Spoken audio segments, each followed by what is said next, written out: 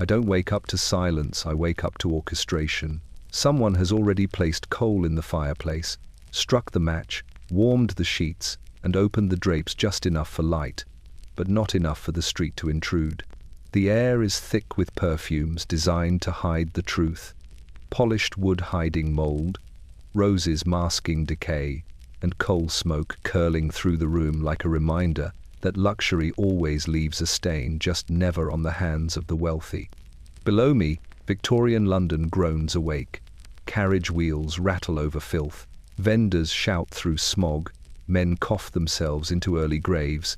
But up here the world is padded with velvet, softened with servants, and carefully engineered so that the rich never brush against the life the rest of the city is forced to live. People like to imagine the Victorian elite as elegant, refined aristocrats sipping tea from imported porcelain. But from inside these walls, it feels different. The wealth is heavy. The rooms are crowded with secrets, and every polished surface hides the fingerprints of people you're never supposed to see. Because comfort, in this world, isn't clean. It's constructed, maintained by servants who move like ghosts through hidden corridors, waking earlier than sunrise and disappearing long after the masters have collapsed into silk-lined beds. If you're new here, welcome to the house. Slip into the warmth that wasn't made for you. Sit by the fire someone else lit, and tell me, where in the world are you listening from tonight? Because once we step beyond these velvet curtains, once we descend the private staircases and peek into the rooms the rich pretend don't exist, you'll understand something. The Victorians worked hard to hide. The wealthy didn't live in glitter. They lived in shadows. And tonight, we're going to walk through those shadows together. So subscribe, stay close, and don't fall behind. These mansions are deeper than they appear, and the secrets inside them were never meant to reach the street outside. Before dawn dares to lift its pale hand over London, the house stirs first. It begins in the cellar, where the air is colder than memory and smells faintly of damp stone and coal dust. A match flares a tiny sun in the underground gloom, and the servant who strikes it shields the flame with trembling fingers, for even fire must obey silence here. He moves from grate to grate, feeding each hearth like a priest tending altars. Sparks rise, crackling softly, as if whispering secrets into the darkness. Upstairs, long before the master or mistress opens their eyes, the corridors breathe. The carpets inhale the warmth left by yesterday's footsteps. The wallpaper absorbs the faint, lingering tremor of gas lamps turned low through the night. Shadows ripple along the wainscoting as housemaids glide past, their aprons ghost pale in the half-light. Their movements are choreographed, trained into them so deeply that even exhaustion cannot disrupt the rhythm. They know which stair creaks, which hinge sighs, which door must never be opened with too much haste. London outside remains half asleep, wrapped in a blanket of soot-heavy fog that clings to every eave and gutter. It gathers against the mansion's facade like a beggar pressing a cold hand to warm glass. The city groans faintly, carriage wheels grinding over wet cobblestones, distant vendors mumbling through the haze, but none of that sound is permitted to enter these walls. Wealth has a way of blocking out the world, even when the world refuses to stay quiet. In the butler's pantry, silver awakens next. A young footman polishes spoons until their surfaces reflect a warped version of his own face, a reminder that even a servant's identity bends beneath the weight of the household. The ticking of the mantel clock echoes like a pulse, steady and indifferent. Time here serves the wealthy exclusively. For everyone else, it demands obedience. The mistress sleeps in a room perfumed with last night's roses, though their petals have begun to brown at the edges. The velvet curtains are heavy, almost funereal, swallowing the weak morning light before it can touch her skin. A lady's maid stands silently at the foot of the bed, waiting for the slightest movement, a breath, a shift of fabric that signals the day's true beginning. She has been awake for hours, yet she will not speak until spoken to, and still the house rises. Floor by floor, flame by flame, task by task. By the time the wealthy residents wake, the mansion will be glowing, warm, immaculate, as if it summoned comfort from nothing. They will never know the fingers reddened by cold water, the knees bruised from scrubbing, the backs bent beneath coal scuttles carried up endless stairs. Comfort, in houses like this, is not a gift. It is a labor performed in shadows. Outside, the fog presses, harder against the windows, as though trying to warn the sleepers that the world beyond their silks and privileges is sick, restless, and rotting. But they do not see fog. They see only the illusion crafted for them, an illusion stitched together by tired hands before the sun itself rises. And so the house wakes fully at last, but quietly, carefully, reverently, because the rich must never be reminded that the world begins without them. The divide does not begin at the front door. It begins in the walls. Behind every panel of polished oak and every length of damask drapery, there exists a quiet border, an invisible frontier patrolled not by guards, but by expectation. The house is a kingdom, and like all kingdoms of Victorian London, it is carved into territories of privilege and labor, splendor and shadow. Even the dust knows where it is allowed to settle, and where it must be swept away before a wealthy eye can notice. In the early hours, when the fog still clings to the wrought iron railings outside, the housemaids move through the corridors like pale spectres. They do not speak. Speech is for those who own the air in a room, not those who merely pass through it. Their slippers are soft, their breaths measured, their hands chapped raw from lye and cold water. They know the layout of this mansion better than the family ever will, where the floorboards dip, where the drafts creep in on winter mornings, where the gas pipes hiss when the pressure falters. And yet, despite knowing every corner, they are forbidden from occupying the house in any meaningful way. They must vanish when footsteps descend the grand staircase. They must flatten themselves against walls when a mistress glides through the hall in silks that catch the lamplight like trapped dawn. They are the ghost population, living, breathing, exhausted yet made to feel as though they are myth. The wealthy, for their part, move through the house with effortless certainty. The master steps into rooms already warmed, already lit, already arranged with fresh flowers, whose blooms carry the faint scent of frost-bitten hothouses. His boots never touch dirt. The soles barely whisper against the thick carpet. He sees beauty, but never the labor binding it together. In his world, comfort is not crafted, it simply exists, as natural as morning light. But the house knows better. Somewhere between the grand dining room and the servants' staircase lies the velvet curtain, not literal, but felt. A boundary woven of etiquette, wealth, fear, and centuries of repetition. One side glitters, the other sweats. One side whispers, the other obeys. One side dines beneath the shimmer of gaslight, the other eats standing up in narrow warmth behind a closed door. Even the architecture collaborates. The main stairway curves like a river of polished wood, wide enough for 3 adults to pass without brushing sleeves. The servants' staircase is a cramped spine of iron, steep and narrow, designed for speed rather than dignity. The grand hall echoes with the tremor of expensive laughter. The basement echoes with coughing, clattering pots, and the stifled sobs of those too tired to hide their humanity. Outside, the city chokes slowly under its own ambition. The reek of coal smoke pours through every crack, weaving into lace curtains and silk gowns, a reminder that even the rich cannot entirely barricade themselves from London's breath. Yet they try. Oh, how they try. On the street below, a child with soot-stained cheeks presses his nose to the iron fence, staring up at windows lit by chandeliers. He sees only warmth and plenty.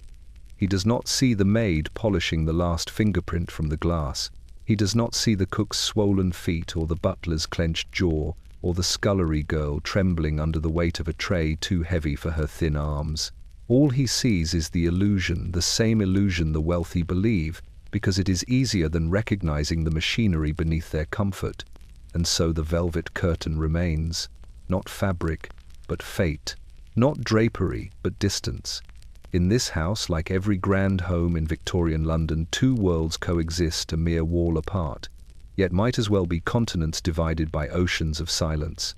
The day will unfold on both sides, but never equally.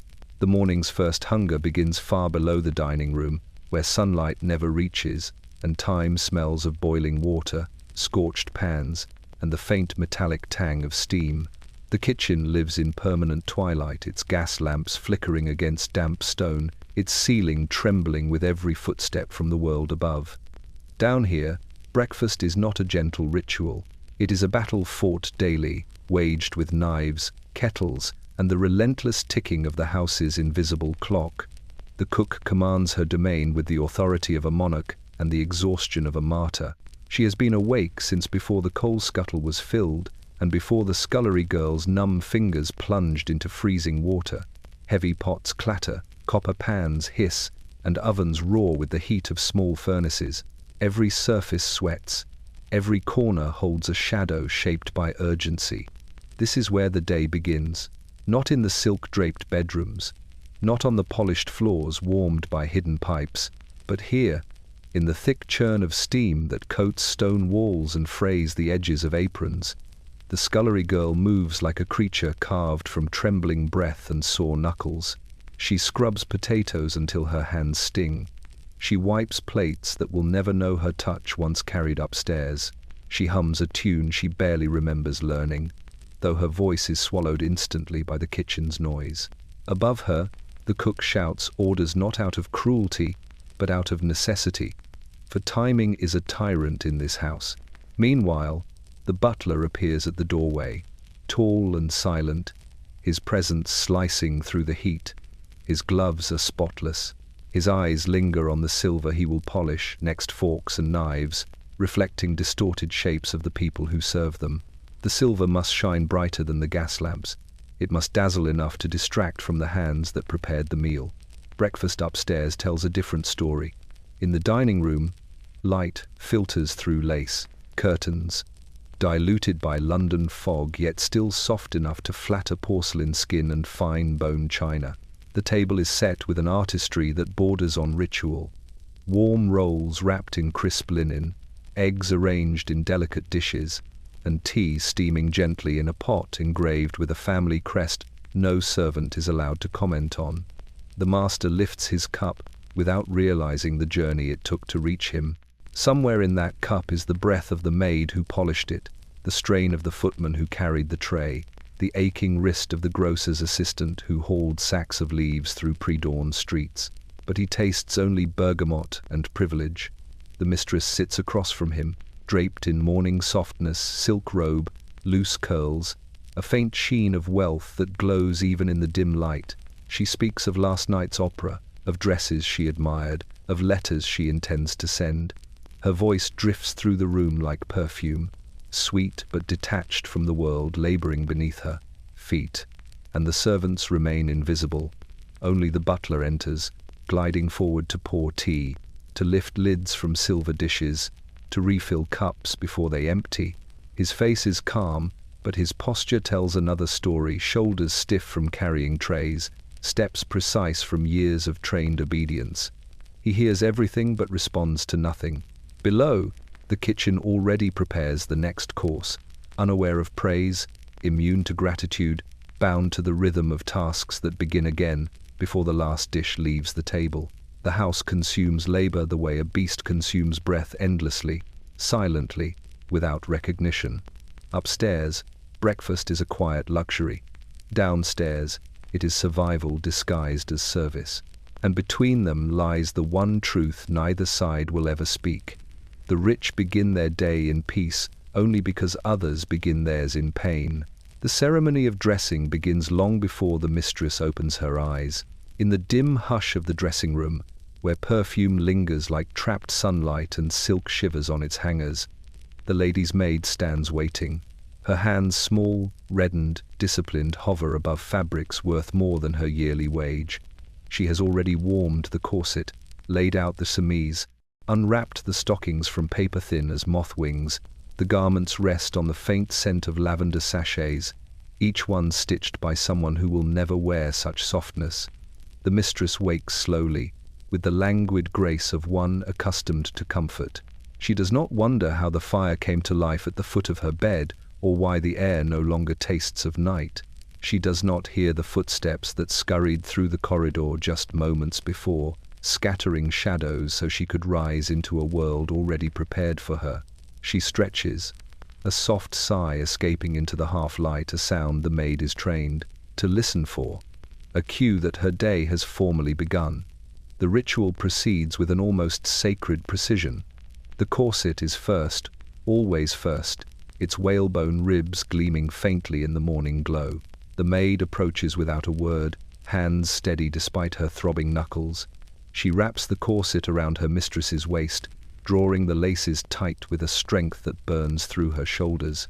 Inch by inch, the rich woman's breath narrows, her waist molded into the fashionable silhouette required for survival in drawing rooms and afternoon teas. The mistress grips the bedpost, eyes half closed as the maid pulls harder. Beauty, in Victorian London, is not effortless. It is constructed painfully, breathlessly, relentlessly, and always by someone else. When the final tug is done, the maid steps back. The corset curves flawlessly. The mistress inhales shallowly, a practiced technique that keeps fainting at bay. Then comes the bustle, the layers of petticoats, the embroidered gown that pools like liquid wealth over the maid's forearms as she lifts it. The fabric whispers secrets of faraway lands, looms in India, dyes from crushed insects, silk spun by hands darker and hungrier than those in this house. All of it converges here, in this quiet room where one woman dresses another. Below them, the city gnaws at its foundations. The fog presses against the windows like a beggar seeking warmth, curling under the frame, bringing with it the faint smell of rotting horse manure and yesterday's spilled ale. Coal smoke thickens the air outside, but in here, the heavy scent of violet water and beeswax tries desperately to keep the world at bay. The maid fastens the final buttons, each one catching the light like a tiny moon in her calloused fingers.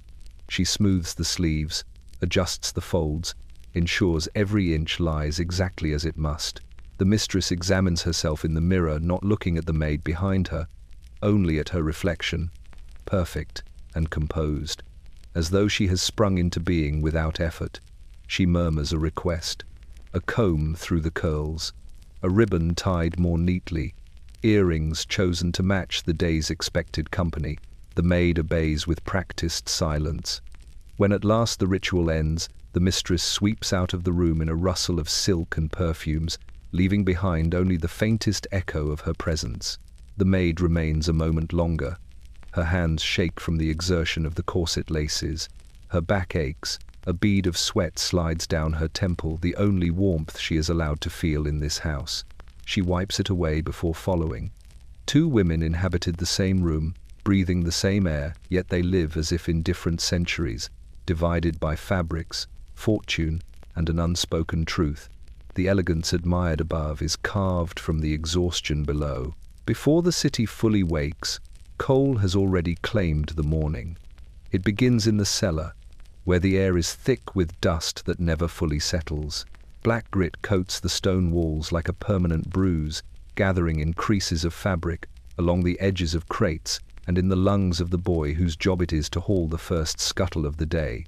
He is small enough to crawl into spaces grown men cannot reach, and cheap enough that no one will replace him if the coal takes more from him than sweat.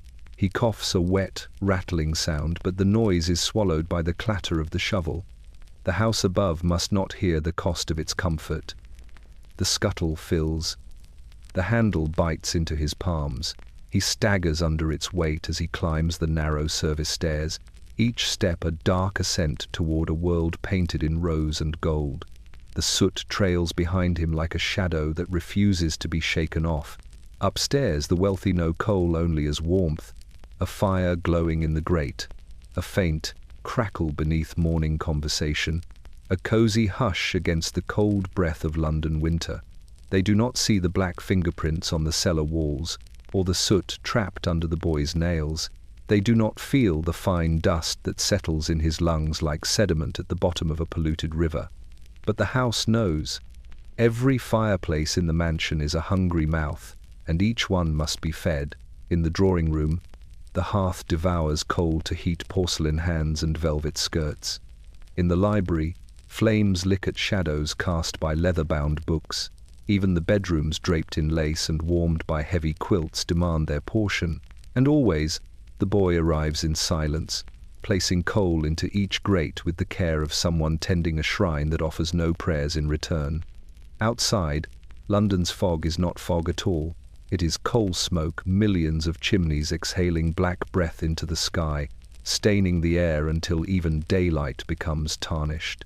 The city wears this gloom like a second skin. It clings to horsehair coats, creeps under door frames, settles into lungs without asking permission. The wealthy complain of the smell, the inconvenience, the need for heavier curtains. They do not realize they are inhaling the labor of thousands. Inside the mansion, the smell is masked, barely. Beeswax polish, lavender sachets, and imported perfumes fight to smother the scent of coal, but it lingers stubbornly in the corners, a reminder that even opulence cannot escape decay. The boy continues his rounds. His breath grows shorter, his steps slower. He is too young to articulate the ache in his chest, the sharp sting in his ribs. The doctor upstairs might know these symptoms by name: coal consumption, soot poisoning, industrial lung, but the boy will never meet him unless he collapses. And if he collapses, he will likely be replaced before his space on the roster grows cold. Meanwhile, the wealthy family sits for breakfast, unaware that the warmth embracing their skin was purchased with more than money. The mistress rubs her hands before the fire, admiring the way the light flickers across her rings. The master reads the morning paper, which reports rising coal prices and complains of factory smoke obscuring the river. He shakes his head sympathetically, though he has never seen a factory floor. The boy carries his empty scuttle back to the cellar, coughing again. The sound echoes in the narrow stairwell. No one hears it. Coal is the foundation of the house, silent, filthy, essential. It fuels the lamps, the stoves, the baths, the long evenings spent in drawing rooms steeped in gold and warmth. And beneath it all, beneath the polished surfaces and carefully arranged elegance, lies a truth that coats everything it touches. Nothing in Victorian London, not even wealth, is truly clean. The carriage waits long before the household is ready for it. It stands at the front steps like a patient beast, black lacquer gleaming beneath a sky still bruised with soot. The fog curls around its wheels, coiling up the spokes as though testing whether this fine contraption might also be claimed by London's rot. Its lanterns cast a thin, amber halo that trembles in the chill morning air, unable to pierce more than a few feet into the smothering grey. Beside it, the coachman sits rigidly on the box, wrapped in a greatcoat whose seams are stiff with weather and years. His gloved hands hold the reins with the precision of habit, though his fingers ache from cold. The horses, two tall bays with glassy, restless eyes, stamp their hooves against the cobblestones, iron shoes striking sparks that disappear instantly into the fog, their breath clouds around them, rising in ghostly plumes that fade into the city's hanging smog.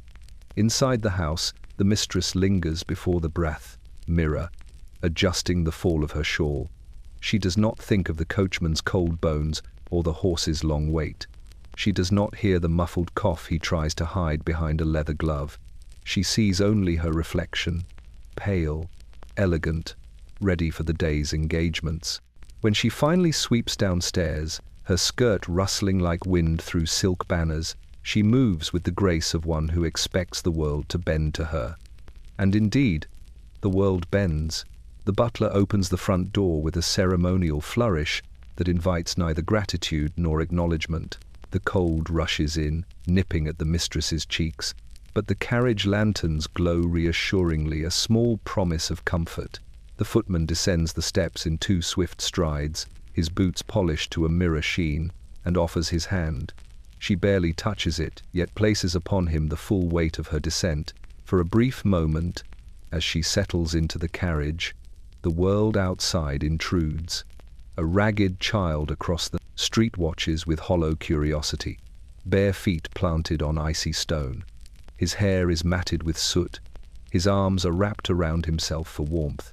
The mistress glimpses him, a flicker of poverty beneath the veil of fog, and her eyes slide away. Not out of cruelty, but out of practiced indifference, the kind learned by generations who built walls so thick that empathy rarely finds purchase. The door closes. Inside the carriage, the air is stale but warm, perfumed by the faint scent of lavender sachets tucked into velvet cushions. Gas lamps have not yet been fitted into this vehicle. Instead, a small lamp swings gently overhead, casting a buttery glow that softens every surface. To the mistress, this moving cocoon is freedom. To the horses, it is weight. To the coachman, it is duty. The wheels jolt as the carriage pulls away from the curb, slicing through the fog like a dark blade. The streets of London awaken reluctantly around them. Vendors set up their stalls beneath the acrylic, choking haze. Chimneys exhale plumes of smoke that merge overhead in a thick canopy. Coal dust settles on everything: statues, lampposts, living lungs marking rich and poor alike, though the rich never truly notice.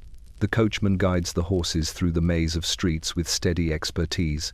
He knows where the cobblestones dip, where the ruts could break an axle, where beggars cluster in hopes of a spare copper. He steers wide of them, not by choice, but by instruction. The carriage must never slow, never falter, never appear vulnerable. Inside, the mistress gazes out the window, watching London blur into a grey tapestry of movement. Behind her, her lady's maid sits rigidly on a folding seat, clutching a small box of sewing tools and smelling salts. She is not permitted to look out the window. Her gaze stays fixed on the floor. She does not speak unless spoken to. She rides in the same carriage, breathes the same air, yet occupies a different world entirely. When the horses finally stop before a grand storefront on Regent Street, the footman leaps down once more. He opens the door as though unveiling a stage scene, revealing the mistress framed by the soft glow of the lamp. She steps into the fog as if it were merely an inconvenient curtain. The city watches. The horses snort. The coachman wipes soot from his brow, and behind them all, the carriage waits again, a dark symbol of a wealth that moves effortlessly through a world, slowly collapsing under its own weight. Before noon strikes, the master of the house disappears into a world his wife will never see, a world hidden behind carved doors, velvet drapes, and the thick haze of 1,000 cigars. Pall Mall stands like a corridor of power carved from stone, its grand facades looming through the London fog with the confidence of institutions that have never known hunger or consequence. These clubs are kingdoms unto themselves, guarded not by soldiers but by silence, privilege, and the polished boots of men paid to keep the wrong eyes away. The master's carriage rolls to a stop before one such edifice, a limestone monolith with columns that vanish into the smoky morning air. Inside, gas lamps burn all day, their golden glow fighting hopelessly against the perpetual gloom that clings to the city. A uniformed doorman steps forward, bowing with the stiffness of someone who bows hundreds of times a day. The master barely notices. He hands off his coat, brushes a stray fleck of coal dust from his sleeve, and enters the club like a man returning to sanctuary. The interior is warm in the way a furnace is warm, too hot, too close, radiating the accumulated breath of men who believe the world belongs to them. Smoke drifts through the air in languid spirals, curling around oil portraits of former members, each face painted with a certainty that history would remember them kindly.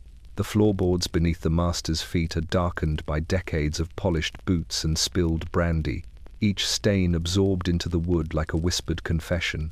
Here, conversations carry the weight of invisible currency. Voices murmur about rail lines stretching across continents, factories filling the streets with smoke, new colonies that promise profit disguised as patriotism. Men lean close over mahogany tables, their whispers thick with ambition. their fingers tracing the edges of maps that carve the world into pieces like a Sunday roast. Deals are made with a nod, a lift of the eyebrow, a quiet sip from a crystal glass. Upstairs, the reading room glows with the pale lamplight of early afternoon. Newspapers lie unfolded across tables. The Times, the Standard, the Illustrated London news instruments of perspective dressed as truth. The master settles into a leather chair that exhales dust and cologne with every shift of weight. He reads about markets rising, nations trembling, and streets growing filthier with each passing year. Yet none of these stories feel real within the cocoon of Pall Mall, where carpets mute the sound of suffering and walls keep out the clamour of the poor. A steward approaches with a tray brandy for the master, a pipe laid beside it, tobacco packed just tightly enough to ensure an even burn. The master accepts without a word. The steward withdraws without meeting his eyes. Service in such clubs is orchestral, smooth, silent, precise, performed by men who have learned to exist as shadows among the powerful. Meanwhile, outside these thick walls, the city decays. Soot settles on the shoulders of labourers trudging through the streets. Chimney sweeps cough black into their handkerchiefs. Coal heavers stagger under the weight of sacks that bruise their ribs. Women haggle over stale bread with hands chapped by cold. Children scavenge for scraps in gutters that glisten with rainwater and refuse. The master reads none of this. He sees only numbers on paper, the distant abstraction of a world he has never walked through unescorted. To him, poverty is a rumour, suffering and inconvenience mentioned over supper, and the city's rot a puzzle to be solved with better legislation and more efficient policing. In the club, hours pass unnoticed. Smoke thickens, voices grow louder. The master's laughter echoes through the lounge, confident, practiced, utterly insulated. By the time he steps outside again, the fog has swallowed the street. His carriage awaits, lanterns glowing like watchful eyes. He returns home untouched, carrying with him not the weight of the world, but the quiet arrogance of a man who believes he shapes it. And Pall Mall, with all its velvet shadows and whispered deals, continues to hum softly behind him, a machine built to keep power warm while the city freezes. By late afternoon, the mansion transforms into a stage. The drawing room glows with a warm radiance that defies the pall of London's sickly fog. Gas lamps hiss softly against the dimming light, their golden halos trembling above crystal decanters and porcelain plates. Velvet drapes swell like theatre curtains, hiding the grime that clings to the windows from outside. A dinner party is imminent, one of those glittering affairs spoken of in society columns, where elegance appears effortless and every detail seems to have assembled itself. But nothing in this house happens on its own. Beneath the surface lies the machinery of spectacle, a silent army of servants who move like shadows, invisible yet essential. They begin their preparations hours before the first guest steps over the threshold. In the scullery, steam rises in ghostly pillars as dishes are scrubbed clean, their porcelain surfaces reflecting the flicker of oil lamps. The scullery maid's hands burn from lye, scalding water, yet she works quickly, aware that the slightest interruption could unravel the evening. In the kitchen, the cook orchestrates chaos with military precision. Pots bubble, copper pans shimmer with heat, and the air thickens with a mosaic of scents: butter browning, roasted meats, the metallic undertone of boiling stock. She barks orders, though not unkindly, her voice cutting through the din. More onions, mind the sauce, don't scorch the pheasant. Sweat trickles down her temples, but she dares not wipe it away. Her hands are too busy commanding the feast. Upstairs, the butler oversees the laying of the table. He glides around the dining room with an air of solemnity, measuring distances between fork and plate with the precision of a surgeon. The silverware gleams, polished until it reflects the face of anyone bold enough to look directly into it, though no one upstairs ever considers who sharpened that shine. The tablecloth falls perfectly, each crease pressed by hands that tremble from the weight of ironing. Meanwhile, the footmen rehearse their evening's performance. They stand in the corridor, shoulders pulled back, chins level, their white gloves pristine. Their duty is to be visible yet unnoticed, tall shadows in livery moving in synchronized silence, refilling glasses before they empty, clearing plates before discomfort can flicker across a guest's face. Their timing must be flawless, their presence discreet, their exhaustion irrelevant. As the hour of arrival approaches, the house exhales. The mistress descends the staircase dressed in silk that captures every flicker of light, her expression composed into a serenity untouched by labor. She glances at the dining room, pleased by the illusion of spontaneous luxury. She does not see the maid who slipped away moments before, her face flushed from rushing to straighten a last-minute wrinkle. She does not notice the footman massaging a stiff shoulder behind a half-open door. She sees only beauty and believes it exists naturally. Guests arrive in a procession of elegance, gentlemen in tailored coats, women wrapped in gowns as heavy as armor. The foyer swells with laughter, perfume, and the soft rustle of whispered gossip. The servants melt into place, forming the silent framework upon which the evening rests. When the dinner bell rings, a gentle chime of silver striking crystal, the performance begins. The dining room floods with conversation, bright and buoyant. Wine flows freely, its ruby depths catching the gaslight like liquid garnet. Plates arrive steaming, perfectly arranged. No one hears the hurried footsteps that scurried down the back staircase moments before, or the muffled gasp of a kitchen maid burned by a splash of hot fat. No one sees the butler's eyes flicker with worry as he calculates how many courses remain and how much strength his staff still holds. Laughter fills the room. Glassware sings. The mistress smiles as though born for this moment. And all the while, the silent army works in shadows, lifting, polishing, carrying, pouring their labor the unseen foundation of an evening that seems to float effortlessly above the grime of London's streets. Only when the last guest departs, leaving behind the scent of perfume and cigar smoke, does the illusion begin to dissolve.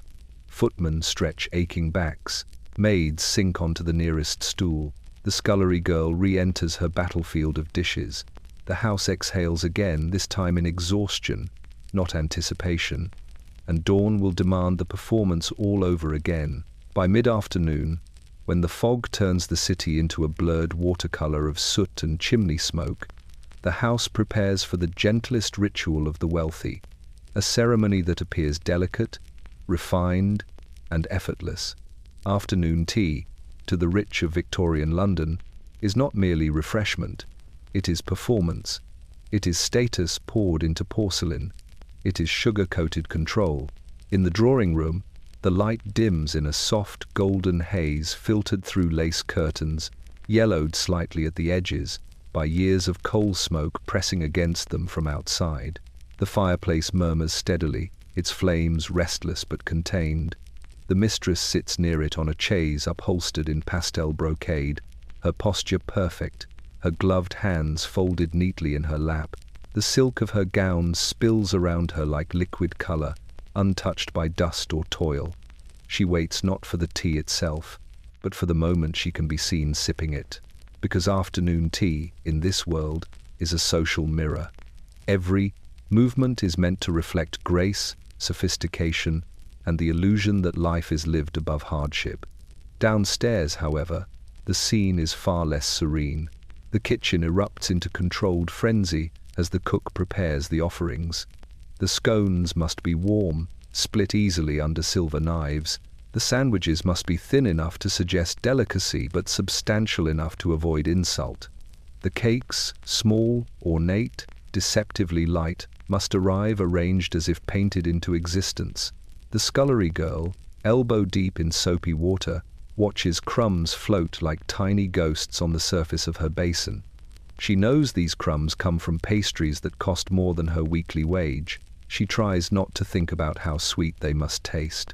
The butler oversees the entire ritual with grave solemnity. He inspects each teacup, lifting them to the light, searching for imperfections. Porcelain whisper-thin, imported from China. Sugar crystals harvested by hands, thousands of miles away.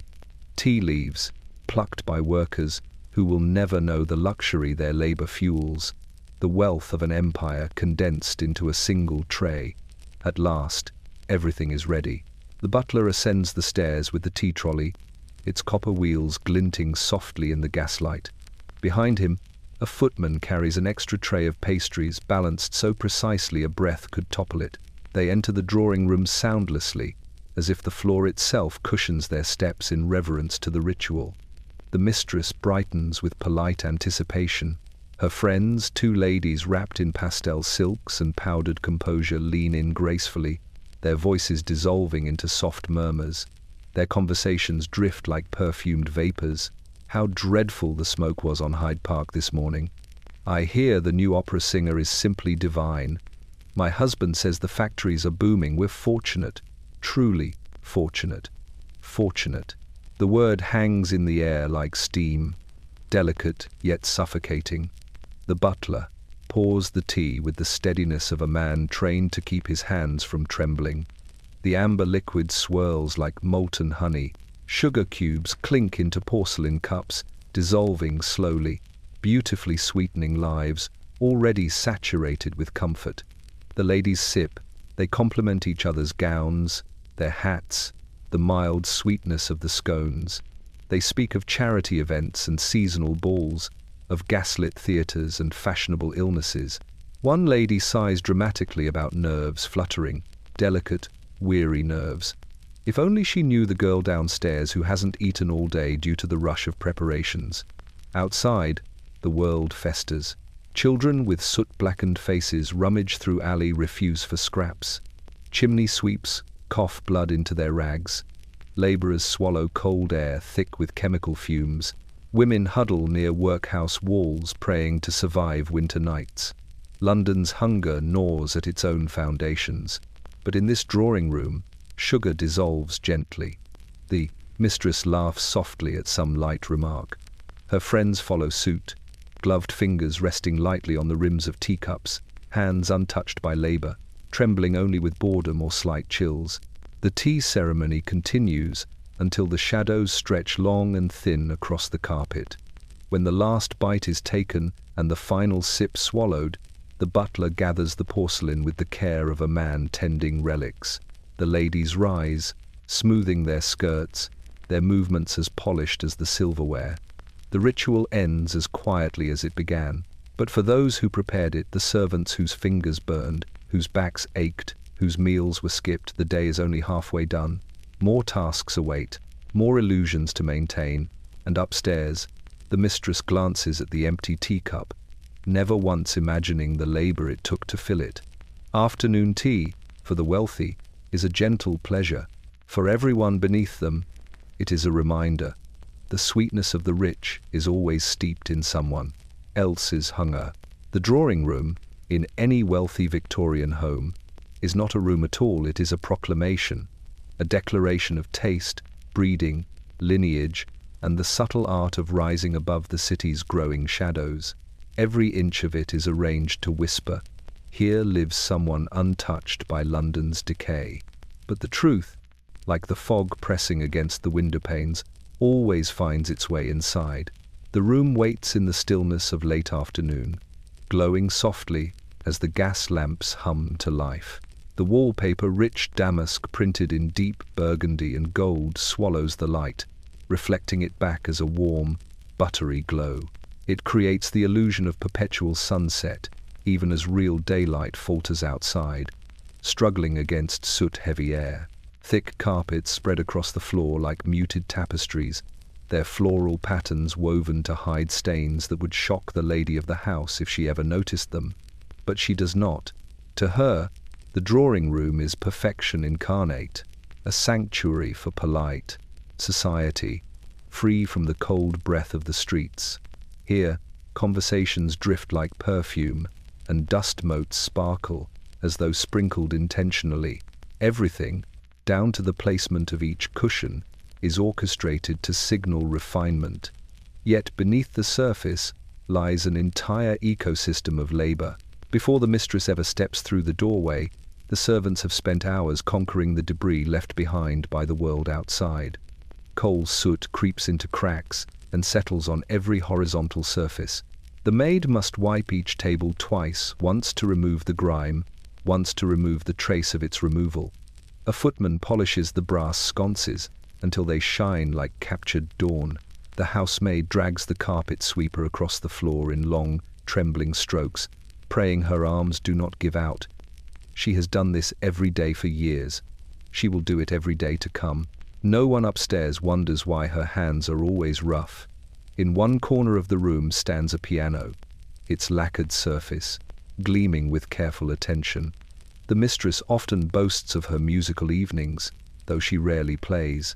When guests gather and lean in politely, the piano's melodies are produced not by her fingers, but by those of a hired musician, one paid to remain invisible, except for the notes he creates. Elegance here is more imitation than expression. The master occasionally enters the drawing room as well, sinking into an armchair upholstered in plum velvet. He reads the evening paper, its ink still smelling faintly of the press. The headlines speak of industry expanding, factories roaring to life, profits climbing. He nods approvingly, unaware that many of the workers fueling that prosperity live in conditions that rot the lungs and drown families in poverty. If he thinks of the poor at all, it is through the comforting frame of philanthropy, an occasional donation, a sponsored event, good deeds performed from a safe, scented distance. The room itself listens to these conversations, absorbing the arrogance, the obliviousness, the fragile courtesies that mask decay. The chandeliers tremble in response to footsteps, casting fractured light across the walls. Shadows pool beneath the furniture, growing thick as night crawls closer. Even the air feels heavy with pretense, perfumed to hide the faint intrusion of coal smoke leaking in through the cracks. And beyond those cracks, London festers. Children play barefoot in alleys slick with sewage. Women cough black phlegm into their aprons while scrubbing wealthy floors. Men stagger home from 12-hour shifts in factories that poison them slowly, methodically. These realities press up against the drawing room's windows, but the curtains, rich, blood-red velvet, are drawn tight, as if to deny the existence of anything so crude. When guests arrive, the room blooms with life. Laughter ripples across the air like ribbons of silk. Fans flutter, gloves whisper against embroidered cushions. Every gesture is polished, every word rehearsed. The drawing room becomes a gilded cage where wealth preens itself safe, insulated, blind. Yet beneath the layering of opulence and choreographed grace lies a secret the servants understand, but the wealthy never will. The drawing room is not a sanctuary. It is a stage built on the bones of a city falling apart just beyond the door. In the grand houses of Victorian London, wealth has a scent, subtle yet unmistakable, drifting through rooms like an invisible signature. It is a perfume made not from flowers, though flowers play their part, but from the mingling of luxury and denial. Beeswax polish warmed by gaslight, imported soaps carved into ivory shapes, lavender sachets hidden in drawers, rose oil dabbed on wrists, and the faint sweetness of pastillas melted on polished tongues. This fragrance, cultivated so meticulously, masks the stench rising from the world outside, a world that reeks of horse manure, river sewage, factory smoke, and hunger. But inside these walls, the air is curated. The mistress begins her morning ritual with scents that promise refinement. Her perfumes come from Paris, small alchemical bottles of amber liquid that glimmer as she lifts them to the light. A drop behind each ear, another at the pulse point of her wrist, a final one brushed delicately along the collarbone. The fragrance settles around her like a shimmering aura, announcing her presence before she speaks. Downstairs, however, the air is different. In the servants' quarters, the perfume of money transforms into something darker. The sweetness upstairs becomes a sickly coating on the throat when mixed with steam from boiling pots, the smell of soap scraped thin by economy, and the damp musk of laundry hung in a room too small for the task. Servants inhale the residue of the household's wealth without ever touching its comfort. Meanwhile, The house breathes through its architecture. Polished wood releases a warm scent where it has been rubbed threadbare by generations of servants' hands. Velvet curtains, thick with dust and coal soot, give off a faint, oppressive musk, heavy, theatrical, hiding years of grime under their elegant folds. Fresh flowers arranged daily fill the air with perfumed innocence, though their blooms wilt quickly, dying beneath a thin film of London filth. The master, returning from his club or office, drags with him the smell of cigar smoke, rich, earthy, imported. It clings to his coat, his beard, the cuffs of his sleeves. He believes it smells of masculinity, of empire, of power. The servants smell only expense, tobacco from faraway plantations, harvested by unseen hands, wrapped into his identity like a second skin. In the drawing room, the mixture becomes intoxicating. Tea leaves unfurl their aroma as steam rises from porcelain cups. Pastries emit buttery warmth.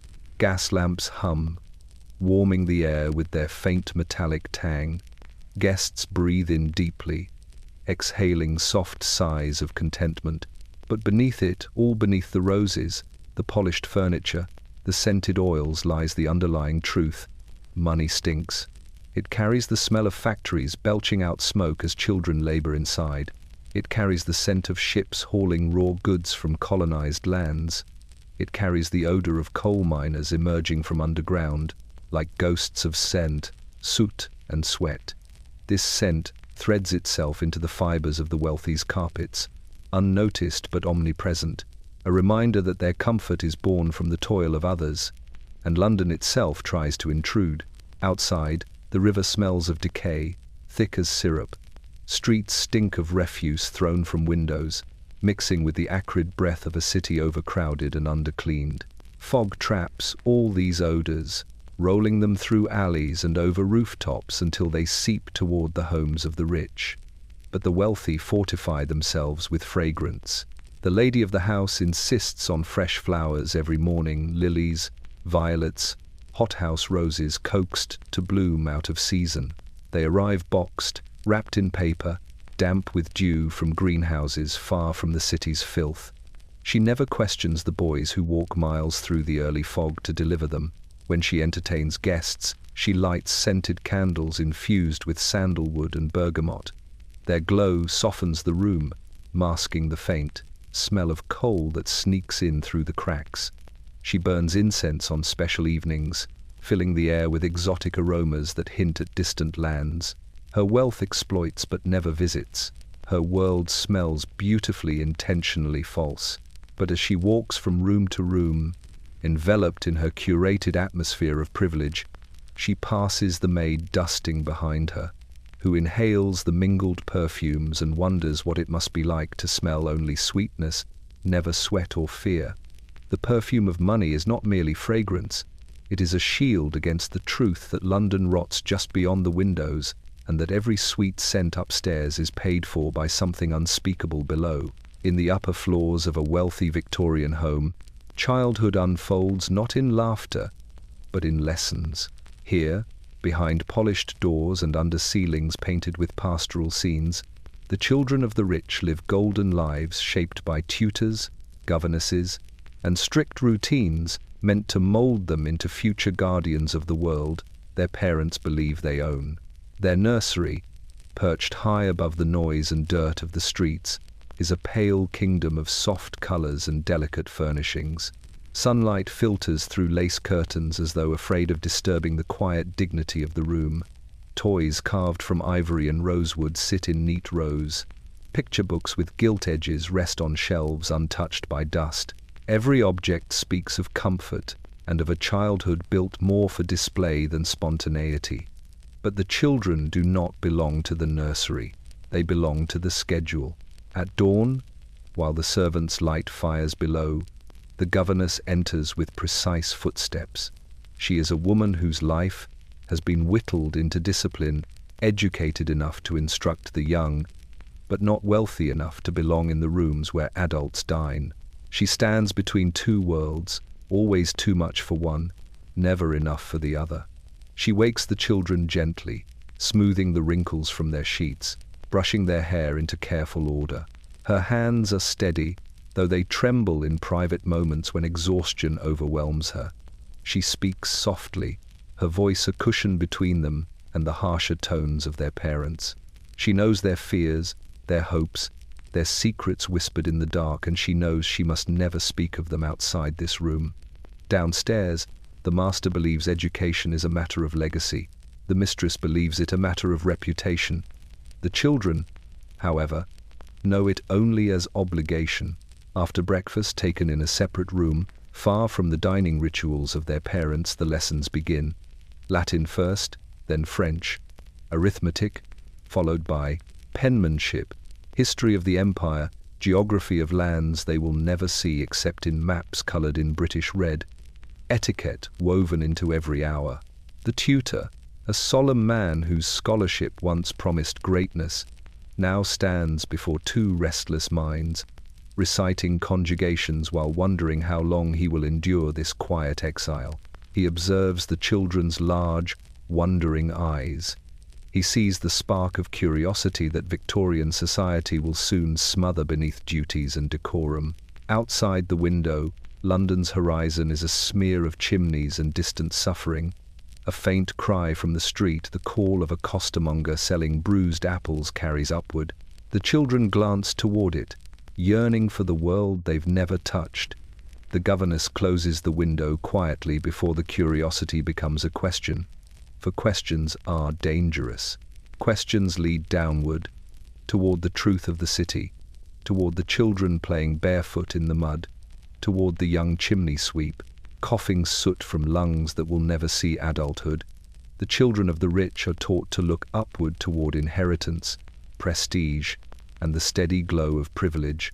By midday, their lessons shift to gentler pursuits: watercolor painting, simple embroidery, scales, practiced on the piano. These skills are meant not to enrich their souls, but to polish their presence, talents displayed at dinner parties as proof of refinement. The governess observes quietly as they falter and try again. She encourages them with soft nods. She hides her fatigue. She carries the emotional burden of the household's children in the same quiet way the servants carry trays, steadily, invisibly. In the afternoon, the children are permitted a brief walk in the private garden, the one carefully tended to hide all evidence of London's dirt.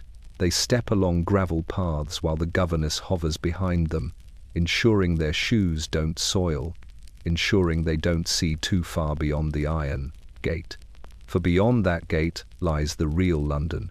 Ragged children playing beside gutters, mothers kneeling in cold mud to scrub laundry, horse dung steaming in the streets, smoke from factories thick enough to choke the sky. A London their parents pretend does not exist. A London they are taught, gently but firmly, never to imagine themselves part of. By evening, the lessons end. The children are returned to their pristine nursery, where their toys wait exactly as they were left. The governess lights the lamp, tucks them in, and watches their eyelids droop with the safety of innocence they did nothing to earn. She leaves quietly. The house swallows the silence, and the children, heirs to a kingdom built on unseen suffering, sleep soundly, unaware that even their golden childhood is gilded with shadows. Illness, in a wealthy Victorian home, does not enter with noise. It slips in softly, like a draught through a cracked window, and settles where the wallpaper's florals begin to fade. It chooses a room far from the drawing room's brightness, far from the polished laughter of guests and the gleam of polished silver. Every grand house has one, a sick room, and though it is rarely spoken of, the house knows its presence the way a body knows a bruise forming beneath the skin. The sick room smells different from the others, not of perfume or beeswax or polished wood, but of linen gone stale, damp wool, and the faint, sour edge of fever. The curtains are drawn most of the day, for light hurts sensitive eyes and exposes truths the family would rather keep shadowed. The wallpaper, once fashionable, has yellowed. The fireplace crackles weakly, the flame maintained more out of duty than comfort. Inside, A child or elder, sometimes even the mistress herself, lies beneath blankets that never seem warm enough. Their breaths come shallow and uneven, each one an uneven ripple through the stillness. Illness makes royalty of no one, not even the rich. Wealth can gild suffering, but it cannot banish it. The nurse, not a family member, but a hired woman with red raw hands, tends to the patient with quiet devotion. She moves from bedside to basin, from basin to fireplace, her actions measured and practiced. She checks pulses, cools foreheads, lifts spoons of broth to trembling lips. Her face is drawn, her eyes lined with sleepless nights. She never sits unless the patient is unconscious. Even then, she listens for the slightest shift in breathing. Outside the sickroom door, life continues with determined grace. The mistress receives guests, smiling faintly as she assures them the illness is nothing of concern. She rarely enters the sickroom, the sight disturbs her peace. The master reads the newspaper in the drawing room, flipping past articles on epidemics and sanitation reforms without making the connection that illness respects neither class nor coin. When the doctor arrives, coat smelling faintly of antiseptic and damp wool, he ascends the staircase with grave ceremony. His black bag bumps gently against his leg, heavy with tools and tonics. The servants watch him pass with wide eyes, their own fears lurking just beneath their composed expressions. Disease spreads easily in London, through soot-clogged lungs and water tainted by sewage. They know too well that death often begins with a cough. Inside the sickroom, the doctor examines the patient with a calm detachment. His fingers press gently against swollen glands, his ear listens against frail chests, his brow furrows with practiced concern. He prescribes laudanum, or quinine, or a mustard poultice, remedies that offer hope more than certainty. He warns the nurse in hushed tones. He does not mention the words the family dreads: consumption, typhus, scarlet fever. Outside the window, London exhales its poisonous breath. Smoke rises from factories, sewage bubbles in gutters. Rats scurry beneath floorboards with restless hunger. The very air seems to conspire against human lungs. Back inside, the patient drifts in and out of dreams, murmuring nonsense to the shadows on the wall. Fever paints their cheeks a bruised rose. Sweat dampens the sheets. The nurse wipes their brow again and again, her hands trembling not from fear but fatigue. Servants pass the sickroom silently, their footsteps softening instinctively. They share whispered prayers in the kitchen, hoping the illness does not seep downward into their quarters. They've seen how quickly disease travels, how it ignores social boundaries, slipping from nursery to pantry, from parlor to cellar, as effortlessly as fog through a crack. If the patient recovers, the sickroom returns to sleep. Its curtains remain drawn, its linens are replaced. The servants scrub away the scent of illness. The family resumes their performance of elegance, barely glancing back toward the quiet door at the end of the hall. If the patient dies, the room is closed temporarily, not for mourning, but for disinfection. Vinegar is sprinkled. Windows are opened cautiously. Objects are removed. Servants carry the mattress out by night, trying not to disturb the neighbors. The family drapes mirrors in black cloth and avoids mentioning the loss. Grief, in a wealthy home, is private, a quiet thing carried behind lace curtains. But the house remembers. It remembers the fevered whispers, the trembling hands, the restless shadows. It remembers the smell of sickness layered beneath perfume. It remembers that no amount of wealth can stop decay from entering the room no one talks about. Elegance in Victorian London rarely begins with the wealthy who wear it. It begins with the woman no one sees. In a cramped attic room or a dim tenement workshop, the seamstress bends over her needle as though praying. Her world is a narrow one, a single window smeared with grime, a slanted ceiling that threatens to brush her head, a thin mattress rolled in the corner for nights when exhaustion defeats distance.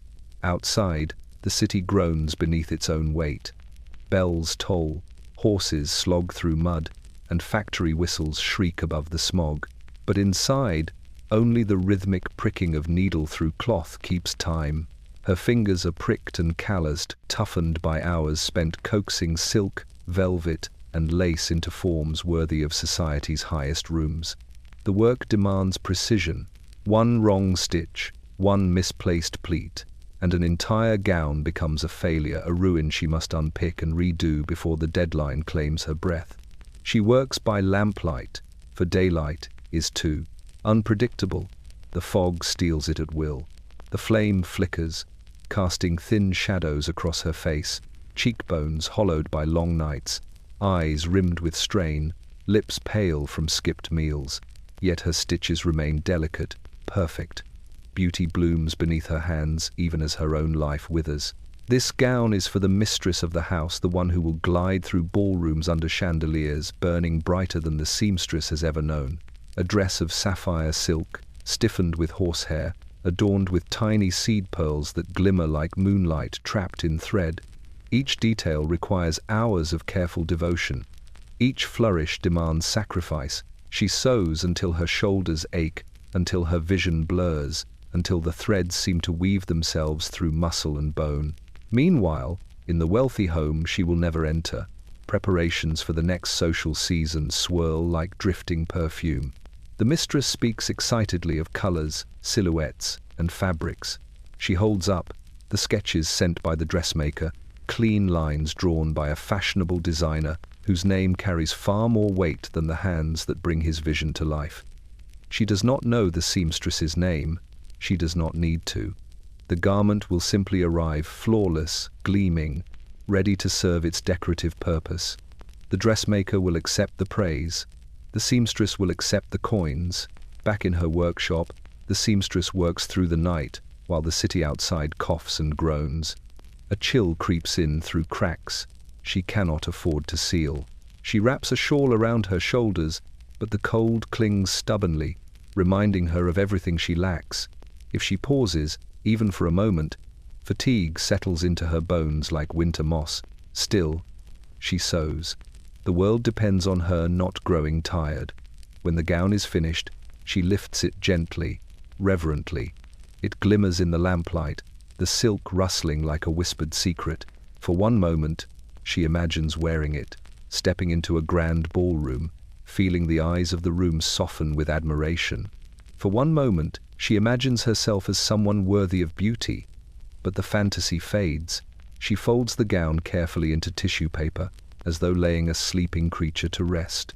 A delivery boy, barefoot, his breath misting in the cold, collects the package. He nods at her, a small gesture shared between survivors of drudgery.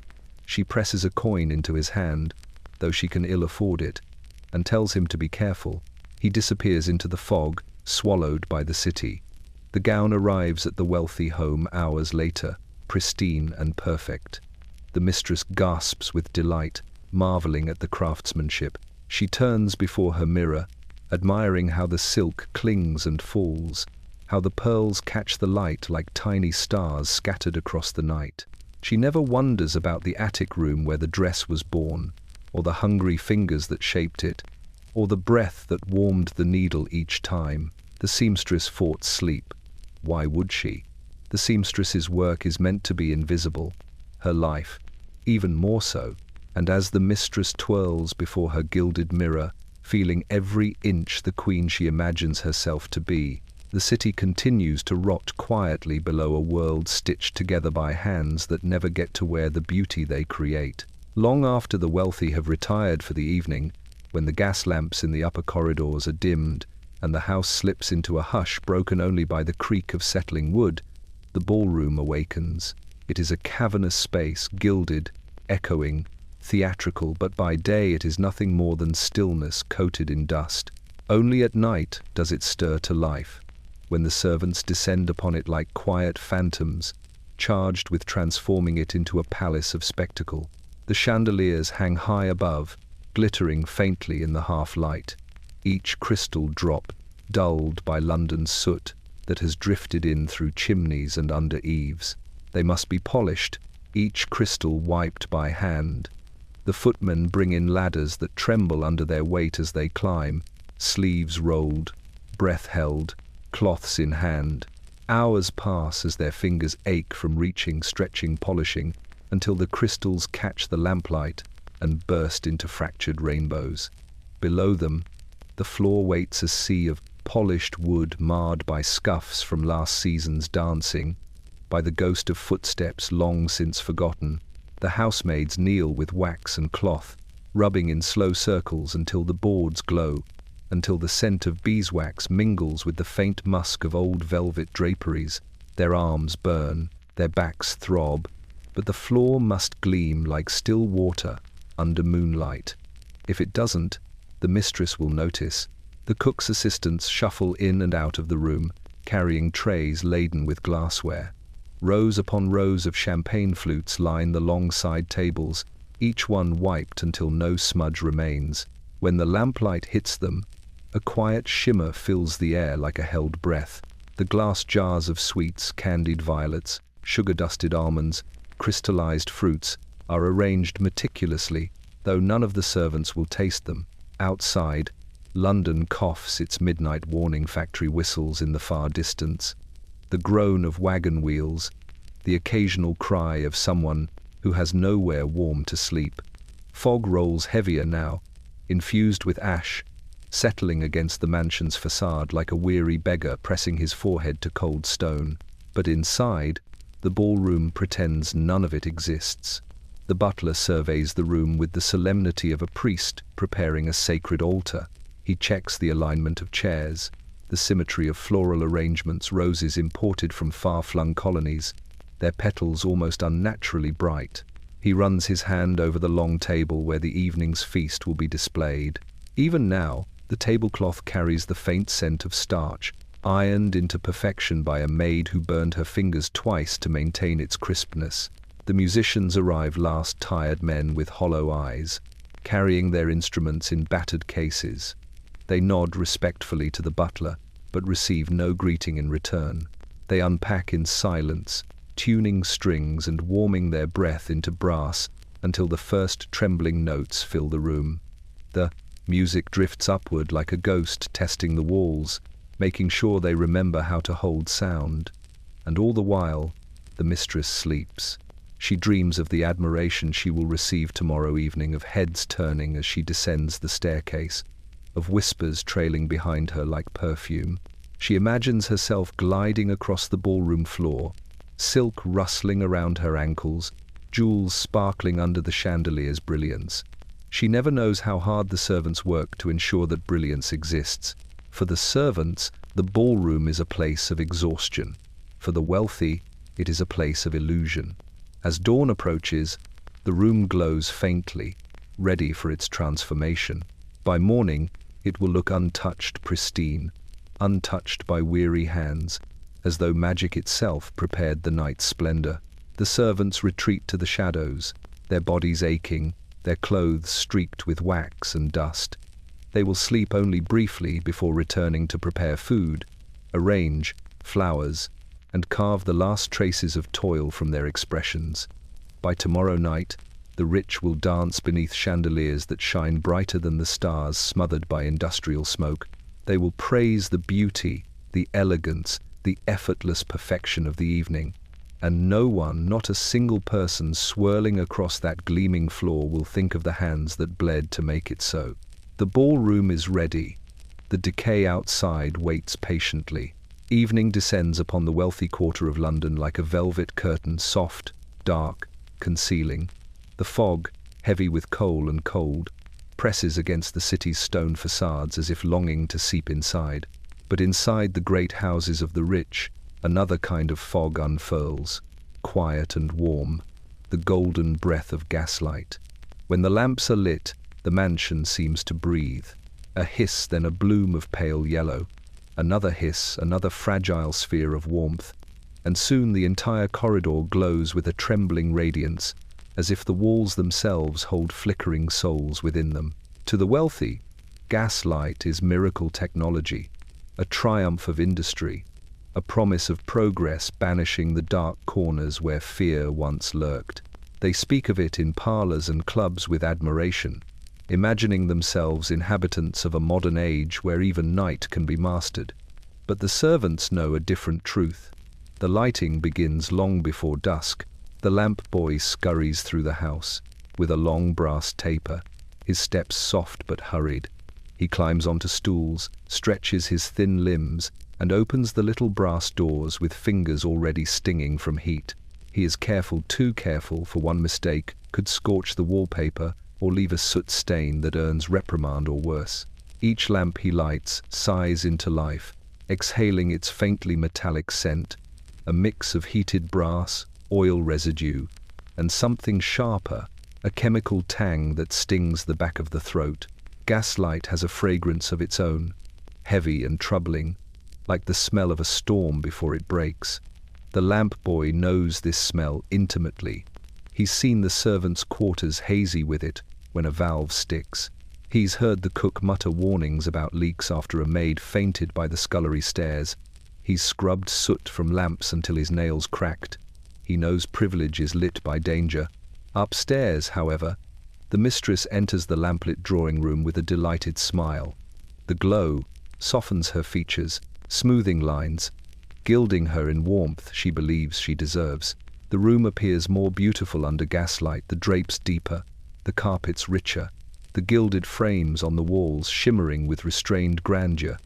And yet, the gas hisses as it burns, a sound of breath that never fills the lungs, a sound of danger disguised as comfort. The master joins her, newspaper in hand. The lamps cast long silhouettes behind him, stretching and distorting until they resemble shadows of men long dead. He does not notice. He is absorbed by an article praising the expansion of gasworks across London, another victory for industry, another promise of illumination for the masses. But outside, the masses cough in the dark. Gas leaks into crowded tenements, poisoning children before dawn. Broken pipes choke narrow streets with invisible fumes. Factory workers return home with headaches that bloom into fevers. Progress, like light, casts shadows. Back inside, the servants glide through the lamplit hallways with cautious reverence. The footman checks each sconce for leaks. The housemaid dusts the fragile fixtures with a cloth wrapped around her hand to avoid burns. The butler walks the corridors after dinner, sniffing the air like a watchman guarding against an unseen assassin. They all know what the wealthy do not. One faulty valve could turn the mansion into a pyre. Still, the lamps burn. During dinner, their glow trembles over silverware and the gleaming domes of serving platters. The gaslight flickers across the faces of guests, brightening jewels and deepening shadows under their eyes. The rich look radiant, alive, animated, yet every so often, a guest coughs, lightly, politely, blaming the cool air, never the lamps above their heads. After the household retires, the butler extinguishes the lamps one by one. Hiss, darkness, hiss, deeper darkness, hiss.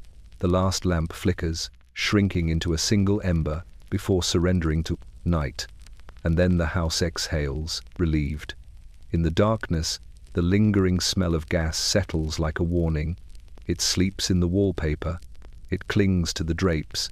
It hides in the carpet fibers, waiting for morning. For in Victorian London, wealth is illuminated but never without cost.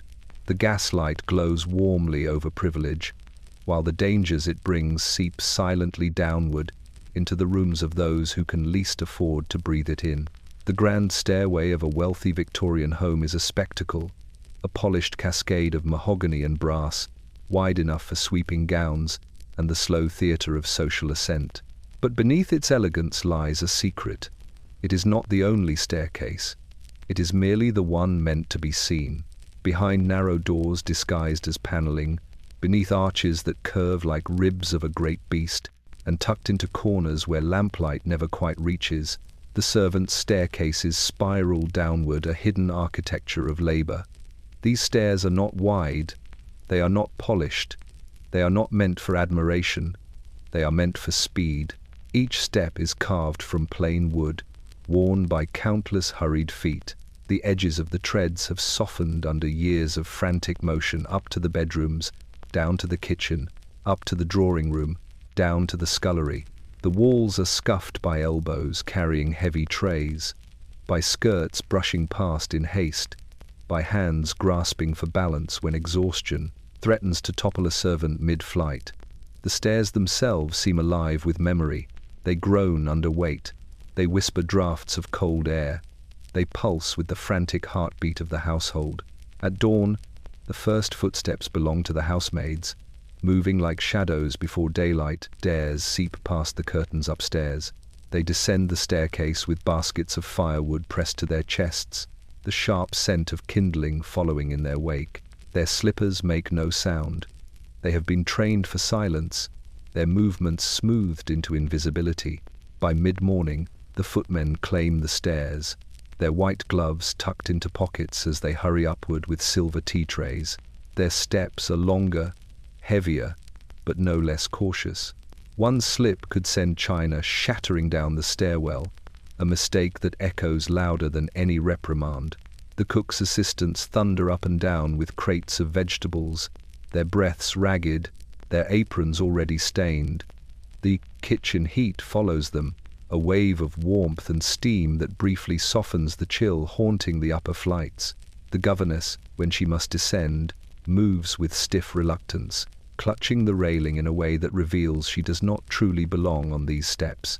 She is neither mistress nor maid, an in-between creature, tolerated but never embraced. Children sometimes peer through the cracks of the nursery door, curious about the forbidden staircases. They hear the distant thumps and whispers, imagining ghosts with heavy baskets haunting the darkness. They ask their mother what lies behind the panel door beside the linen cupboard. "Nothing you need concern yourself with," she says, smoothing their hair and guiding them away. The wealthy never set foot on these stairs, not once, not even out of curiosity. To them, the house is a world of seamless transitions. Meals appear, rooms are cleaned, fires burn, and garments hang freshly pressed. The servants' stairs are the frontier, arteries pumping life into the mansion's illusion of effortlessness, and like blood vessels, they remain unseen. And yet, the stairs keep their own stories. One remembers the maid who slipped in winter, the tray of glass tumbling from her hands like falling stars. Another remembers the scullery boy who sat on the bottom step and cried when his mother died in a hospital ward he could not afford to visit. Another remembers the butler, young then, clutching a telegram with trembling fingers before composing his face and returning upstairs to announce dinner. Every chipped edge holds grief. Every splinter holds sweat. Every shadow holds a story, erased by the brightness above. In the evening, when the household prepares to entertain, the stairs shake with urgency. Footmen leap up the steps with decanters. Maids hurry down with soiled linens, and the air trembles with the unspoken rule: no mistakes, not tonight. Above, guests glide across marble floors, their silks whispering like gentle winds. They never hear the chaos below, the frantic choreography behind the shining facade. And late at night, when the last lamp is snuffed and the house falls silent, the servants descend the staircases one final time. Their legs tremble, their hands ache, their breaths fog the darkness. Then, and only then, the stairs finally rest, absorbing the echoes of another day spent carrying the weight of a world that pretends it does not see them. Hidden staircases, hidden labor, hidden lives. In these narrow, creaking veins of the house lies the truth the wealthy never confront. Their luxury rises on steps worn smooth by the weary feet of those forced to walk in shadows. In the heart of the mansion, the piano sits like a silent sentinel. Its polished black surface reflects the golden lamplight, catching every flicker and throwing it back in fractured brilliance. To the wealthy, it is a sign of refinement, of culture, of leisure. To the servants, it is another task, another burden hidden beneath the guise of elegance. For every note that drifts through the drawing-room air, hours of labor and careful preparation lie beneath, unseen and unsung. The instrument is rarely touched by those who own the house. The mistress, in her silks, allows her fingers to hover over the keys, imagining a melody, a grace she does not possess. The master leans casually against a marble mantel, watching, nodding politely as if the mere presence of the piano is enough. Their children, groomed for gentility, tap lightly, creating discord more often than harmony. They imagine themselves musicians, artists, heirs of culture, yet their sound is only shadowed performance, a mimicry of skill they will never fully inhabit. The true music begins with the arrival of the hired musician, a man thin as a reed, his coat worn and patched, shoes scuffed from the miles he walks through fog-choked streets. His hands, long and capable, have memorized 1,000 hours of scales and arpeggios, yet he receives only the most perfunctory acknowledgement from the family. He bows slightly, places his coat upon a chair that has been reserved for him in name only, and begins to tune. Each key sighs under his touch, each string vibrates with careful precision, a quiet testament to labor obscured by wealth. Outside the window, London exhales in soot and smoke. The river carries a heavy aroma of refuse, mingling with coal-laden fog that presses against the panes. The city roils beneath them, children cry in alleys, and women cough through frozen mornings. Every note the musician plays is filtered through the walls that separate privilege from decay, beauty from suffering. Music, like wealth, becomes a veneer, the surface glittering, the substance forged from toil hidden from view. The musician's bow glides across strings, creating tones that swell and fade, filling the room with sound that seems too exquisite for the air itself. The guests murmur their appreciation, unaware of the fevered repetition, the relentless hours spent in cramped apartments just to master the instrument. The melody floats above the polished floors, across the silk-covered chairs, and into the ears of those whose lives it decorates but whose souls it never touches. The children watch from the doorway, eyes wide with the illusion of talent. They imagine themselves the creators of the sound, their small hands moving in imagined synchrony. The governess, ever watchful, reminds them that music is etiquette as much as expression. Even curiosity must be tempered, even wonder must obey. Outside, the fog presses in, indifferent to the chords inside, carrying with it the smell of coal and the quiet desperation of a city living on labor it cannot afford to pay for. By evening, the music becomes a ritual, a signal that the household functions, that refinement persists despite the darkness pressing at every window. When the pianist finally leaves, his coat patched, his shoes worn thin, he carries nothing but his skill, leaving behind echoes that seem to hover in the lamplight. The family applauds politely, praising what they have never earned. The children leave dreaming of mastery. The mistress smiles, the master nods, and the piano sits silently again, waiting for the next day, when it will once more bridge worlds, the golden world of privilege and the shadowed world of labor. Its notes, a fragile, fleeting illusion of harmony in a house built on sweat. The evening has thickened into a fog so dense it muffles the carriage wheels and drapes the city in muted grey. Beneath the gaslight, the streets glimmer wetly, reflecting lanterns like tremulous stars caught in a river of soot. And in the shadowed doorway of the mansion, a figure appears, the doctor, lantern in hand, coat collar raised against the damp chill. His arrival is both ritual and necessity, a reminder that even wealth is not immune to the frailty of the human body. The lantern sways gently with each step, casting long, trembling shadows that crawl along the polished threshold, tracing the cracks in the stone like veins of the city itself. Its light glints off brass doorknobs, gilded rails, and the brass hinges of servant staircases, surfaces perpetually polished, yet haunted by invisible labor. The scent of oil and smoke clings to the doctor's coat, mingling with the faint, cloying perfume wafting from the house's interior, a reminder that here, sickness is always observed through layers of comfort. Inside, the air shifts. Warmth from the fireplaces collides with the cold breath of the night, carrying with it the faint tang of disinfectant and dried herbs. The sick room awaits, heavy curtains drawn, lamps burning low, a bed draped in linen washed and ironed countless times. The patient lies still, cheeks flushed, the rise and fall of their chest shallow and irregular. Fever paints them in bruised hues, their hair damp with sweat. A faint moan escapes their lips, swallowed quickly as the nurse bends closer, whispering reassurance that is both promise and command. The doctor moves carefully, his gloved hands adjusting the pillow, brushing back hair damp with illness.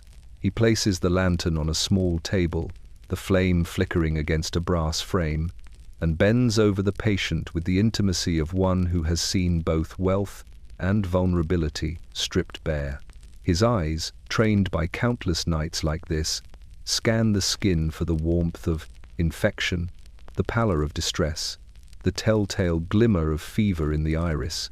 Outside the window, London exhales. Coal smoke rolls over gutters clogged with refuse. The distant shouts of street vendors pierce the thick night. And somewhere, a child coughs, too young and too weak to understand the rhythms of privilege. The city presses against the mansion, a reminder that disease travels indiscriminately, that it bends neither to wealth nor to social rank.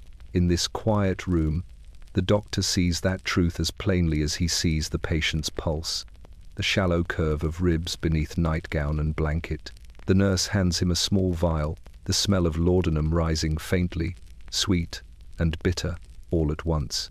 The doctor uncorks it, measuring the drop with the precision of one who knows the delicate balance between relief and harm. He murmurs instructions under his breath, words that vanish into the lamplight, words that will not reach the ears of the family waiting in the drawing room. Their concerns are different, their fears abstract. Expense, inconvenience, disruption. They do not think of swollen lungs, of blackened phlegm, of nights spent shivering beneath too thin blankets. The patient stirs, lifting a fevered hand toward the lantern. The doctor's fingers meet theirs gently, steadying, guiding. He listens for coughs, for the rattle of breath, for the uneven music of suffering. Outside, fog presses harder against the glass, as if attempting to invade this fragile sanctuary. After administering the remedy, he straightens, his shadow stretching across the floorboards like a warning. The lantern trembles in his hand as he turns toward the door.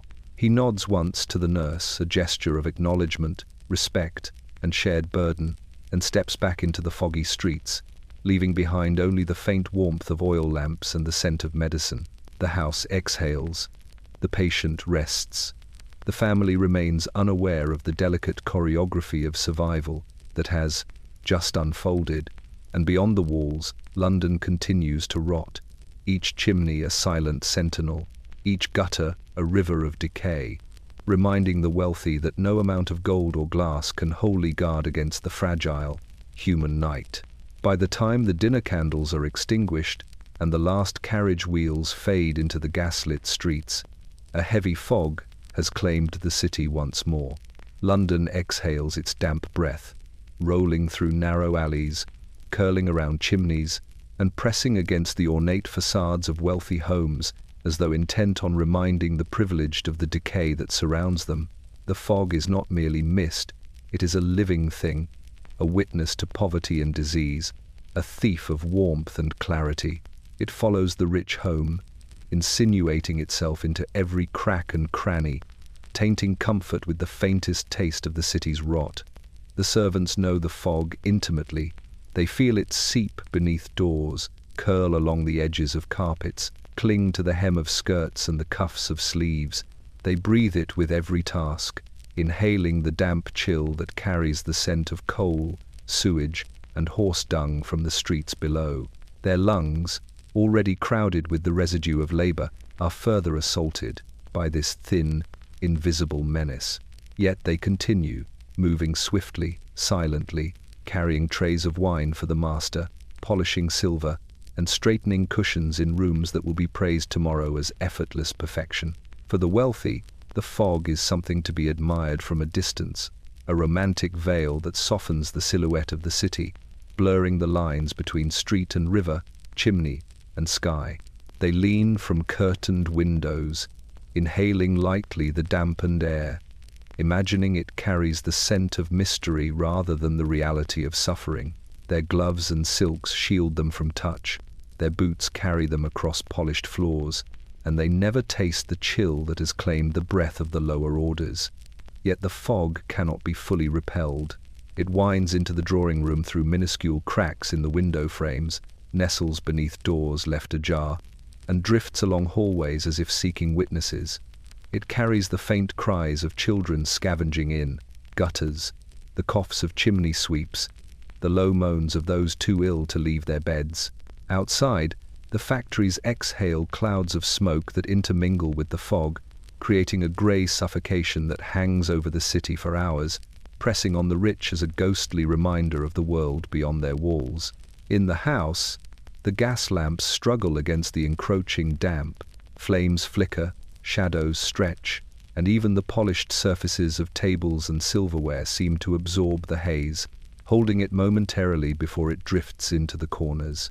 The master paces, oblivious to the thin veil of fog curling around his ankles, while the mistress smooths her skirt and checks the placement of cushions for the third time. They move through their rooms with the ease of certainty, but the fog follows, patient and persistent. Downstairs, the servants close windows, sweep hallways, and relight extinguished lamps, battling the intrusion of moisture and chill. They move with urgency, knowing the wealthy will never perceive the invasion, yet aware of its consequences. A damp chill that seeps into mattresses, a slippery floorboard, a candle snuffed prematurely. Their labor is endless, their presence invisible. By midnight, the fog thickens. It presses against the house, carrying with it the aroma of rot and coal, the echoes of labor and desperation, the ghosts of a city that never sleeps in peace. Inside, the mansion breathes with artificial warmth, perfumed and polished, its occupants protected but never fully insulated. Yet even here, the fog leaves traces. A damp corner, a whisper of chill along the staircase, a faint scent of smoke lingering in the folds of a gown. It reminds the rich, silently, that London does not exist solely for them, that wealth can shield but not erase, and that every gilded room rests upon a city steeped in shadow, labor, and decay. The fog waits outside the windows and beneath the doors, patient and unyielding, carrying the truths the wealthy cannot smell, see, or hear. And as the household finally sinks into sleep, cocooned in warmth and candlelight, the fog curls closer, pressing its damp, cold breath into the mansion, an invisible, relentless witness to the cost of comfort. Beyond the polished floors and silk-draped windows, beyond the perfumed rooms and the quiet hum of gas lamps, lies a wealth the family will never see. The invisible machinery of investment. The mistress counts her jewels, the master tallies ledgers, but neither truly grasps the webs that allow their ease. Their fortune rests not solely on inheritance or prudence, but on distant hands, on factories smouldering beneath thick smoke, on mines trembling beneath coal, on markets that rise and fall with lives uncounted. Behind every curtain, there is a story of labor, exploitation, and quiet decay. The drawing room remains still, but the air vibrates with the ghost of commerce. Ledgers and bonds, written in neat ink by men with powdered hair and sharp quills, promise wealth accruing from afar. The master turns the pages as if tracing the rise of an empire, unaware that each line records toil as much as profit. Cotton, harvested by calloused hands in a colonial plantation, coal dug from blackened earth by children whose lungs are raw from smoke, steel forged in furnaces that roar beneath city streets, swallowing laborers' cries in its fire. Outside, the fog carries the scent of London's commerce, pungent and acrid, coal mingling with horse dung, river water thick with refuse, smoke climbing from factory chimneys until it tints the moon with grey. Street vendors call hoarsely, their voices carrying desperation along uneven cobblestones. The wealthy do not hear them. Their curtains block the sound, their walls block the truth. And yet, it is all part of the fortune that lines their pockets. Downstairs, the servants sense the pulse of this invisible network. The butler, polishing silver with meticulous care, knows that the wealth that maintains his station is sustained by unseen, uncelebrated toil. The cook arranges the night's leftovers for tomorrow, aware that the meat and vegetables on the table above have traversed oceans in the hands of men who will never taste them. The footmen, smoothing the folds of a waiting gown, understand that every ounce of splendor is weighted with sweat, every coin earned elsewhere, every comfort built on the invisibility of others' suffering. The master speaks of investments in colonial enterprises as if they were abstract figures on a page, indifferent to the mines he has never visited, the plantations he has never entered. He discusses stocks and bonds in a velvet-voiced cadence, each syllable a bell ringing over the labor of thousands. The mistress admires the numbers, the rising lines, the promise of prosperity, imagining that it is magic rather than human endeavor that propels the family's comfort. Yet, even inside, the mansion seems to whisper of its dependence. The floors groan faintly under the weight of imported furniture. The air smells faintly of coal smoke seeping in from the streets below.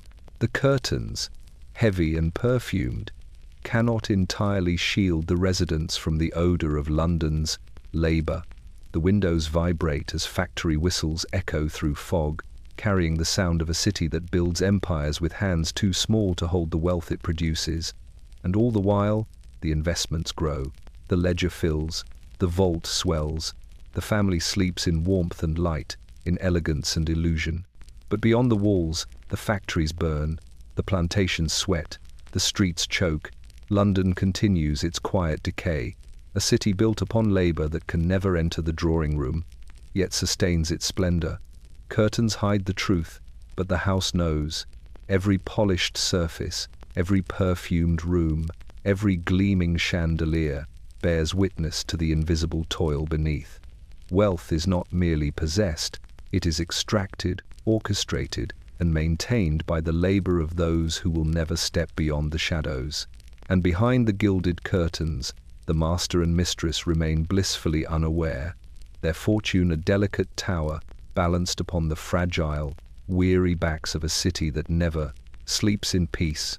In every grand house, there exists a shadow that moves with quiet certainty, a servant who knows too much, not out of malice or curiosity, but by the inevitability of proximity. They see, hear, and remember what the wealthy never wish to acknowledge. Their knowledge is a byproduct of labor, of constant motion through corridors, behind doors, and beneath the polished surfaces that hide the city's rot. The house itself seems to recognize them, welcoming their presence while keeping the rest of the staff at arm's length.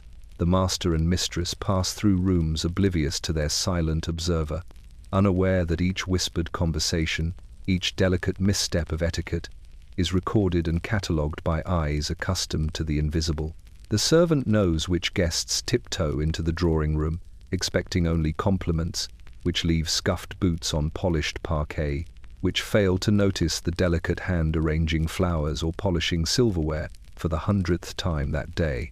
Morning begins with the usual quiet choreography. The servant moves through the lower corridors first, feet muffled by worn slippers, breathing shallowly to avoid detection. Coal smoke curls into the basement from chimneys above, carrying with it the city's smell: soot, wet straw, horse dung, river decay.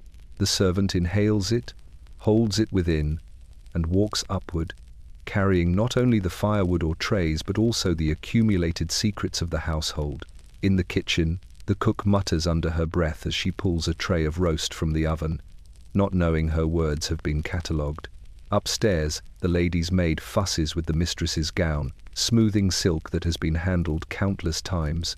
The servant observes without comment. Every stitch, every adjustment, every sigh of frustration or delight is noted. They know which pieces of gossip are accurate, which marriages are arrangements in name only, which children are coddled beyond reason, and which are left to the cold logic of instruction. The master sits at his ledger, oblivious to the shuffling in the corridors. He speaks of profits, investments, and social alliances. The servant hears it all, the subtle hesitations, the unintended admissions of fear or boredom.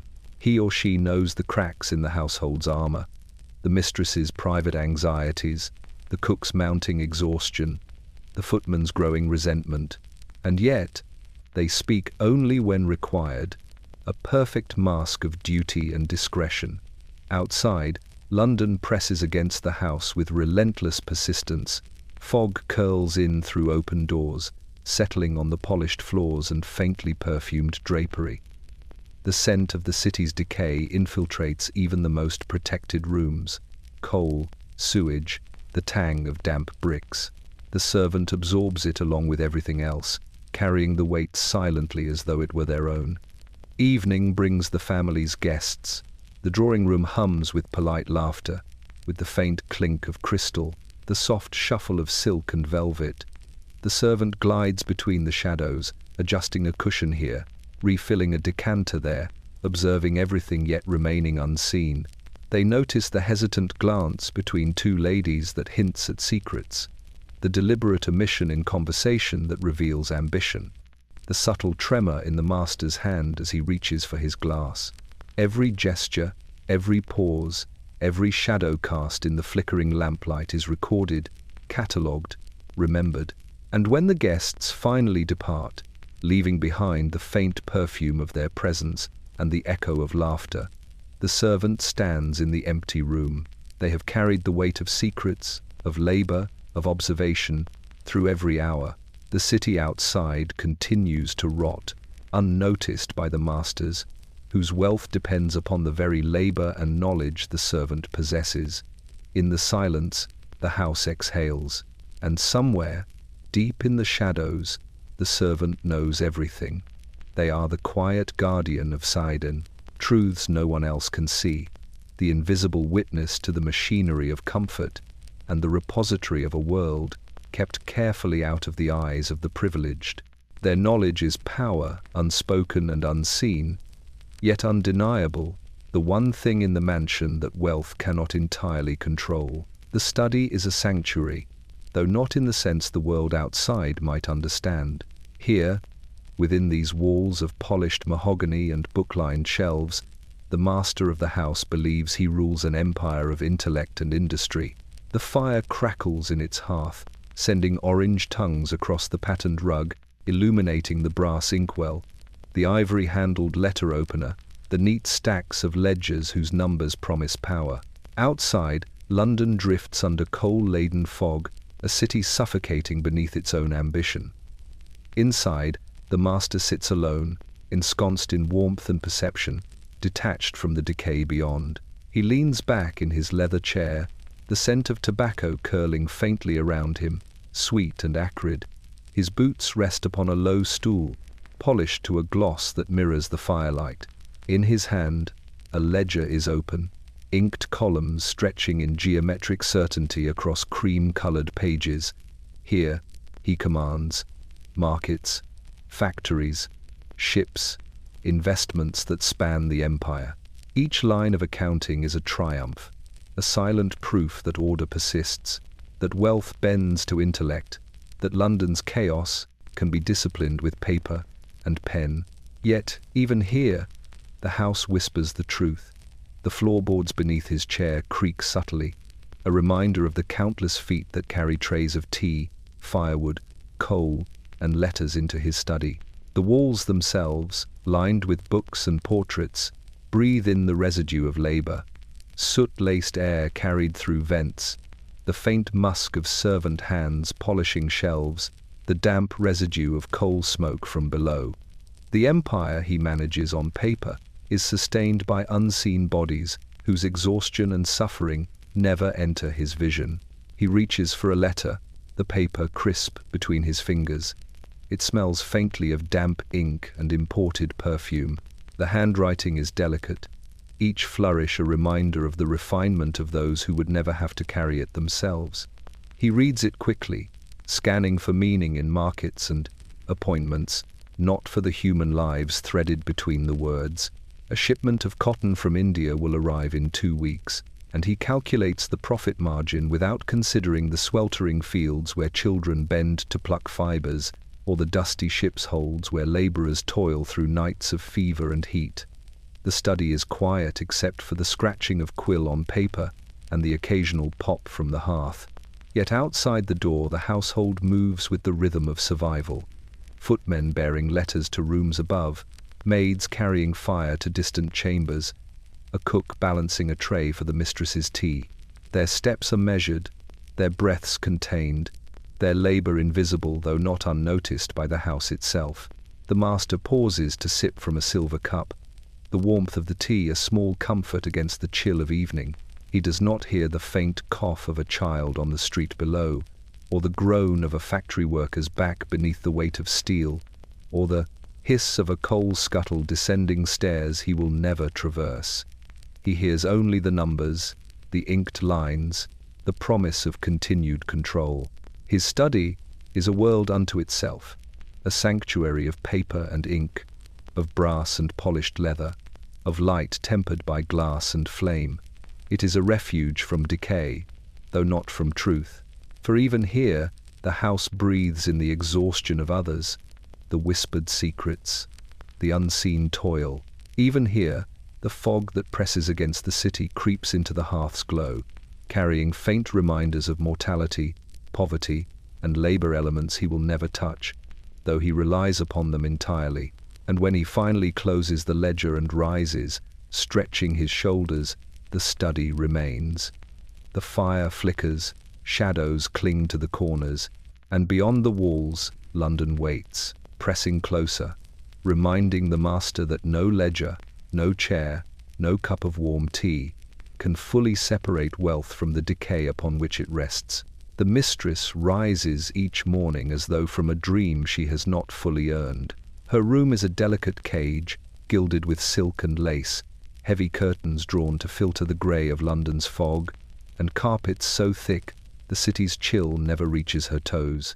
The world beyond these walls, smoke-choked streets, soot-laden alleys, the groan of labourers beneath coal's relentless weight is a distant pulse, felt only faintly through glass and perfumed air. Here, she moves with a practiced elegance, as if each step, each gesture, were measured against invisible standards no one else could see. Her cage is constructed of expectation. From the moment her slippers brush the polished floor, she is guided by routine, ritual, and the constant scrutiny of those who see her not as a person but as a symbol. The lady's maid hovers in shadows, adjusting the folds of her gown, smoothing the silk across shoulders, brushing stray curls into their assigned positions. Her hands are warm from hours of labor. The mistresses are cool, adorned with rings that have never known the weight of toil. Every adjustment is invisible yet essential, a performance perfected in silence, designed to convince guests and family alike that elegance is inherent, effortless, and natural. Breakfast, when it arrives, is a tableau of gilded restraint. The mistress eats with precision, a teaspoon for jam, a delicate sip of tea, a polite acknowledgement of conversation. Outside the window, London wakes in muted agony, ragged children scramble over frozen cobblestones, women cough in doorways, men stagger from factory gates with lungs blackened by smoke. The city's rot presses against the house, unrelenting, but she remains untouched, insulated by silk, gaslight, and servitude. Her cage is psychological as much as physical. Etiquette dictates every word spoken, every glance exchanged, every subtle gesture of the hand. Conversation must be airy yet informed, light yet commanding. To misstep is to unravel centuries of inherited authority, to reveal the fragile underpinnings of privilege. The mistress is never allowed the relief of being unseen, never permitted the comfort of exhaustion without scrutiny. Even sleep is monitored, windows closed against the cold, curtains drawn, fires tended by servants whose very presence reminds her of the unseen labor sustaining her comfort. Letters arrive, tied with ribbons and perfumed with oils sourced from distant colonies. Each contains obligations, invitations, thank you notes, arrangements for charity, updates on family alliances. She reads them with careful attention, her eyes scanning, absorbing, yet never pausing long enough to imagine the hands that delivered them. The children in the city who could not afford a single sheet of paper, the messengers navigating fog and filth just to reach her door. When guests arrive in the evening, she glides down the staircase like a spectre of refinement, her dress trailing like liquid moonlight. The ballroom blooms around her, gas lamps flickering against crystal chandeliers, music rising in delicate arcs from a hired musician, perfectly timed to her entrance. Every nod, every smile, every tilt of the head is catalogued in memory by guests and servants alike as proof that she is composed, graceful, untouchable. Yet it is all carefully orchestrated. The shadows that carry her steps, the hands that polish the floors she glides across, the servants who have spent hours ensuring that even the light reflects her properly. And in this delicate cage, she remains trapped, gilded, perfumed, visible, and silent. The city waits beyond the walls, pressing against the mansion with fog, soot, and decay. But she does not notice. Her life is a performance, her freedom a construct, her existence measured in appearances. The wealth that surrounds her is a fortress built of labor she will never touch, of hands she will never hold, of lungs she will never breathe from. Every comfort is borrowed from the toil outside her gilded cage. The house exhales in quiet sympathy for its mistress, who will never fully inhabit the life she is meant to project. And beyond the curtains, the streets press on, reminding all who dare look that elegance is a fragile veil, woven from suffering, sustained by labor, and never truly owned. Night descends slowly, thick as ink, pressing against the mansion's facade with a damp weight that smells of coal and fog. London exhales outside, carrying the acrid scent of horse dung and burnt peat, the faint metallic tang of iron bridges, and the whispered cries of children scavenging in gutters. Inside, the household moves through its final ritual, the careful extinguishing of lamps, the quiet inspection of polished floors, the last check of firewood in grates that will burn through the chill of the night. And then, finally, the house falls silent. It is not silence as the wealthy imagine it, a gentle pause between gas lamps and sleep, but a silence heavy with labor and absence. The servants, exhausted from a day of invisible toil, glide back to their quarters, their footsteps muffled by thick carpets and fatigue. The scullery maid leans against the wall for a brief moment, catching her breath, smelling the lingering mixture of soap, boiling water, and coal smoke that clings to her sleeves. Her hands are raw, the knuckles cracked, but she carries the satisfaction of a day completed in shadows. Upstairs, the master and mistress retreat to their private chambers, closing doors on the quiet chaos that sustained their lives. They speak in hushed tones, their voices polite, rehearsed, as if the house itself requires diplomacy to maintain equilibrium.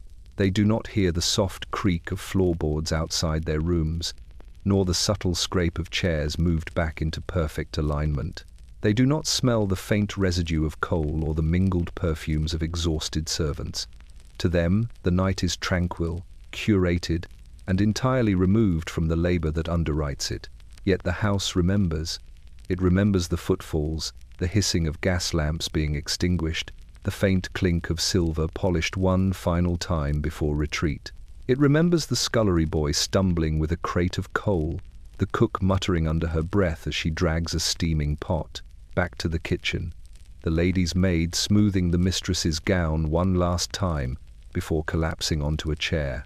Every movement, every sigh, every strained breath is etched into the very wood and plaster, a record of the invisible army that has labored to maintain the illusion of effortless elegance.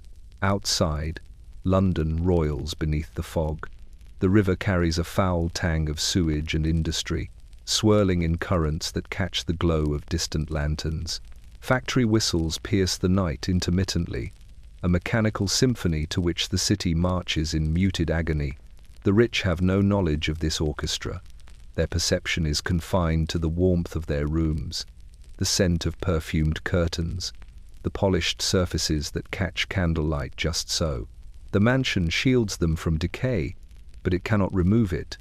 It cannot purify the air, the streets, or the minds of those who toil endlessly beyond the walls. In the servants' quarters, whispers linger. They speak of the children who cried in the alleys, the laborers' backs bowed by the weight of endless hours, the coal dust that choked lungs and cloaked streets in grey despair.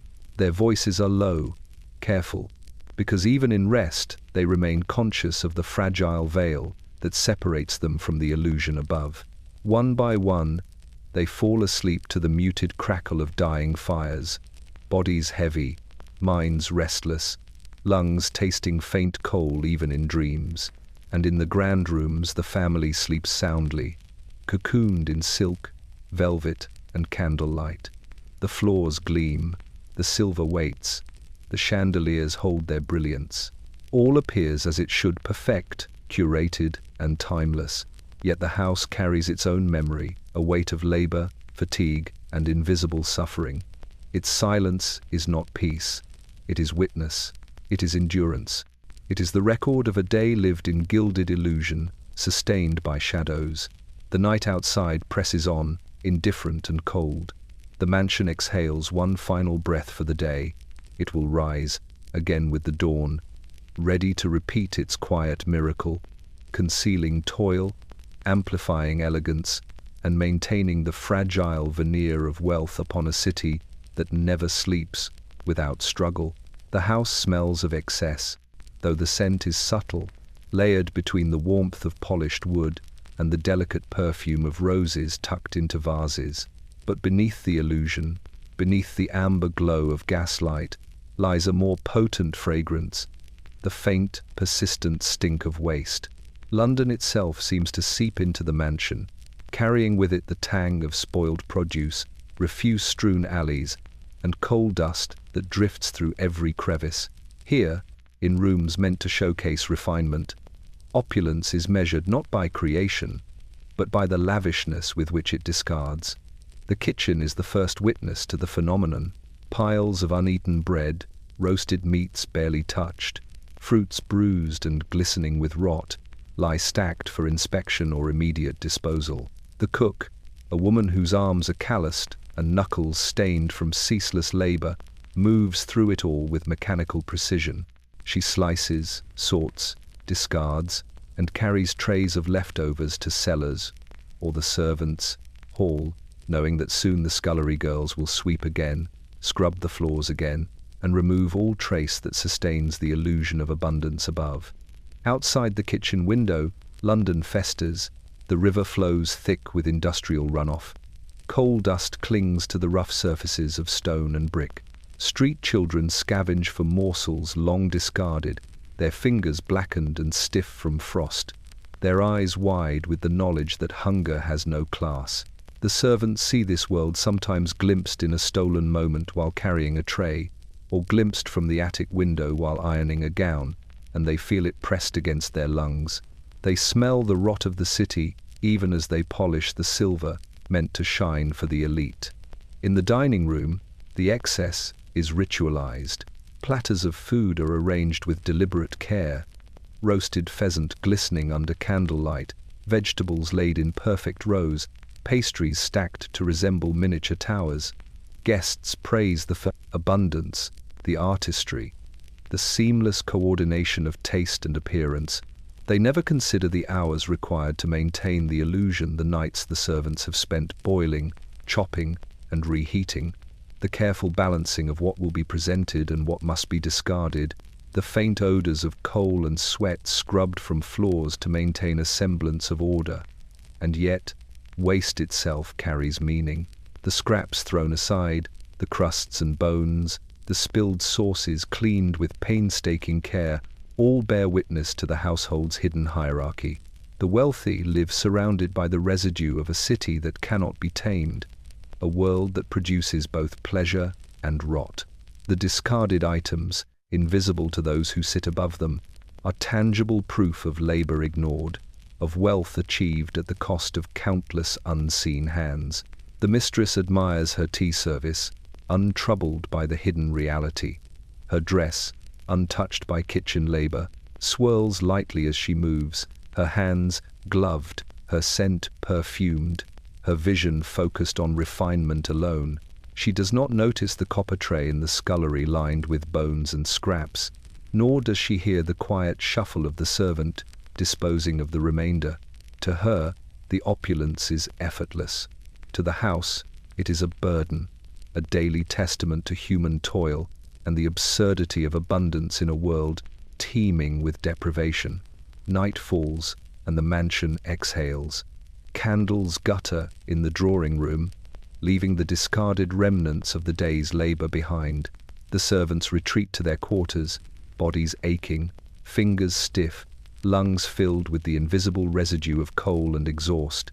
Outside, fog curls thickly through the streets, mingling with the smell of waste from alleys and markets, carrying the city's decay into the night air. In these walls, opulence is more than luxury. It is ritualized waste, a performance of abundance, a gilded veneer that masks exhaustion, exploitation, and a city rotting quietly beneath. The glow of privilege. The house remembers it all: the scent, the heat, the labor, and the quiet humiliation of discarded wealth, and waits for the next day, when the cycle will begin anew. Even in the calmest hour of late afternoon, the mansion hums with secrets carried upon paper. Letters arrive at the front door, delivered by boys with soot-stained hands, their breath visible in the cold London air, their eyes alert for the slightest misstep. The envelopes are thick, bound with ribbon or wax, and carry not just words but the weight of obligation, the invisible ledger of relationships maintained and manipulated. Each letter is a pulse in the hidden life of the house, a reminder that even elegance is built upon quiet commerce and unspoken truths. The master accepts them first, gloved fingers brushing the seal, eyes scanning the carefully inked script. He reads about investments, the performance of distant estates, the successes of factories whose chimneys belch black smoke across towns where no one can afford the warmth it promises. He notes appointments, engagements, arrangements, and the occasional rumor of scandal, all to be filed, acted upon, or ignored, depending on the strategy of preservation and display. His thoughts do not linger on the people who produce these fortunes: the child laborers in Lancashire mills, the coal miners in the northern hills, the sweat-soaked servants assembling the machinery of comfort below his own polished floors. The mistress receives her letters in the privacy of her drawing room, the faint scent of roses and lavender drifting around her. She unties the ribbon and carefully lifts the paper, smoothing it over with gloved hands. Invitations to balls, notes from distant relatives, thank you cards for charity donations, reports of social alliances, all arrive steeped in the expectation that she will respond with perfect grace and timeliness. The words themselves are crafted to maintain appearances, to polish reputations, to hide fractures. She reads them, not for the truth they might contain, but for the reflection of herself they demand. Poised, composed, in command.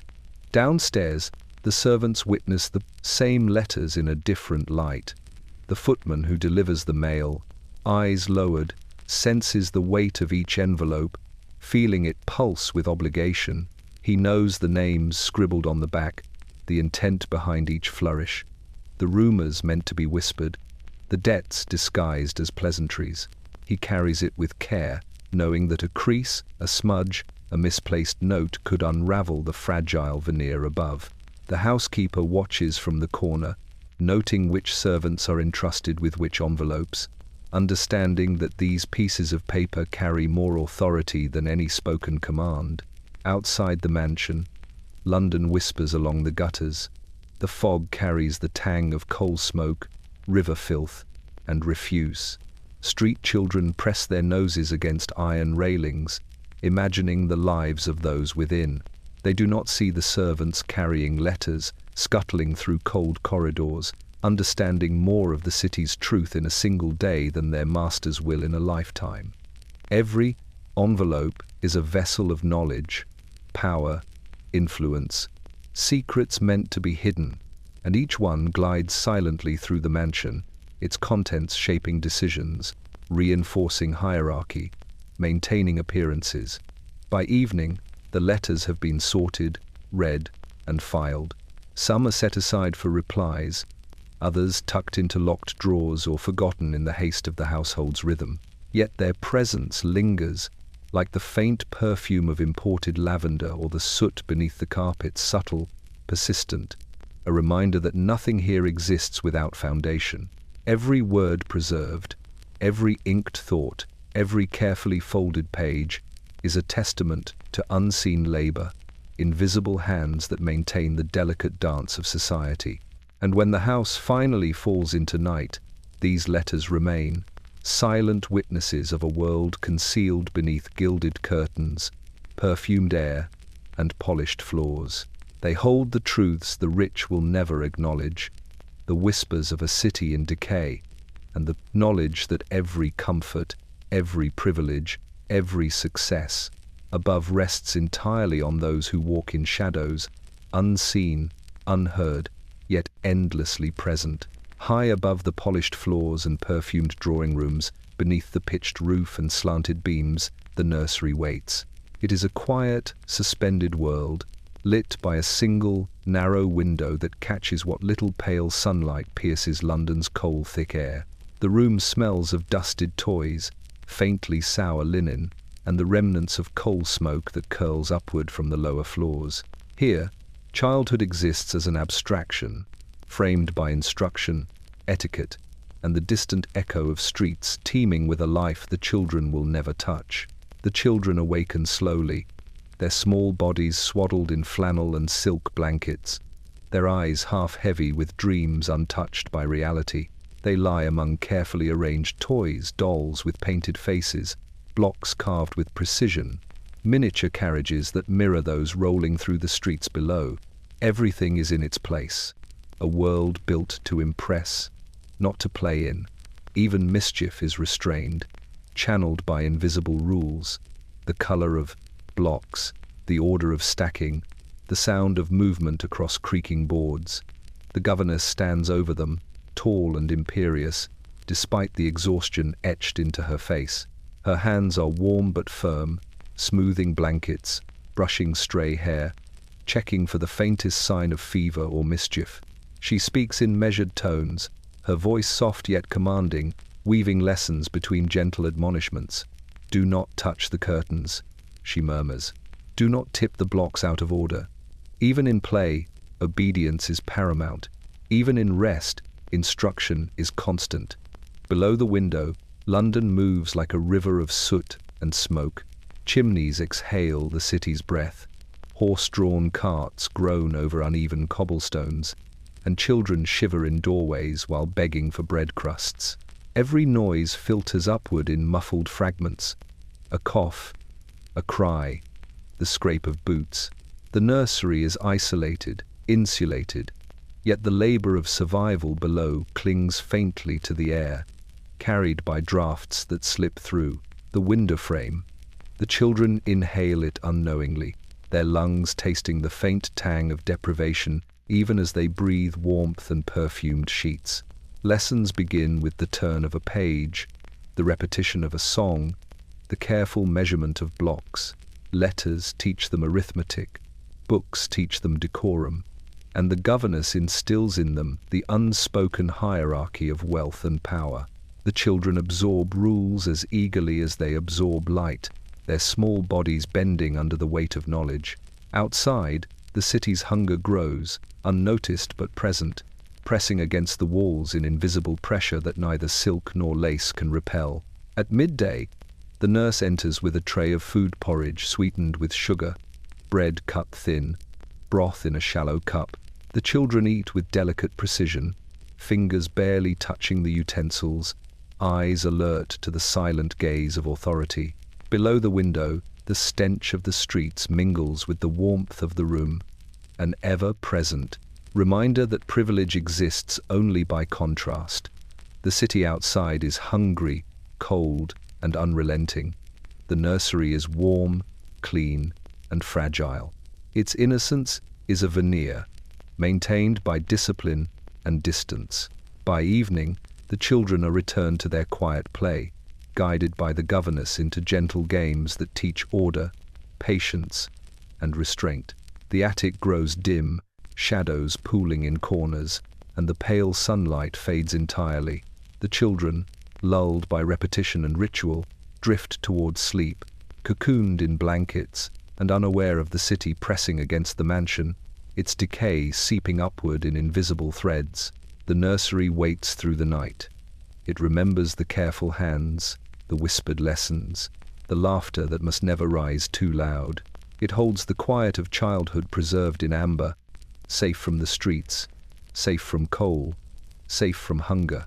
And when dawn arrives, the city outside will pulse with life once more, pressing against the mansion with its endless toil, while the children of the rich awaken, untouched, shielded, and carried upon the invisible labor that sustains their delicate world. In the dimly lit vault beneath the house, rows of velvet-lined boxes hold the city's quietest triumphs. Diamonds, rubies, emeralds, and sapphires gleam faintly under the light of a single lantern, their brilliance sharpened by meticulous polishing. The air smells faintly of dust, wax, and metal, a scent that carries the weight of labor so far removed from the glittering surfaces it maintains that it might as well exist in another world entirely. Here lies the wealth that never touches the hands of those who earned it, the jewelry that will be admired by eyes accustomed to luxury but unacquainted with toil. The butler moves through the vault with reverent precision. Each box is opened, inspected, and closed again. Each gem is checked for flaw, each chain for weakness. He handles pearls that shimmer like captured moonlight, bracelets inlaid with stones imported from faraway colonies, necklaces that have traveled oceans in the hands of sailors and traders, whose labor is invisible to those who wear their bounty. Every movement is deliberate. One misstep could scratch the enamel, chip the gold, or dull the stone, a disaster that would be noticed above, though the countless hours of preparation remain unnoticed below. Above the vault, the mansion hums with the quiet rhythms of wealth maintained. The mistress drifts through rooms she believes she owns, touching surfaces polished by hands that have never been thanked, inhaling scents perfumed to disguise coal, smoke, and sweat. The master handles ledgers, calculating the income that allows these jewels to exist untouched, unaware of the miners who extracted the raw materials, the cutters whose precision carved fire from stone, or the laborers who transported them across continents at the cost of their own health and sometimes their lives. Outside, London presses relentlessly against the mansion walls. Chimneys breathe plumes of black smoke, streets steam with effluence, and children with bare, coal-stained feet chase nothing and find less. The city's decay moves silently, creeping into corners, threading itself through the air, yet the vault remains insulated, a sanctuary of wealth and the illusion of permanence. The jewels themselves carry history in their facets. Rubies mined by workers with hands blistered from heat, pearls collected by divers who risked drowning in cold, treacherous waters, diamonds quarried under the weight of earth and neglect, each stone a testament to human toil and endurance.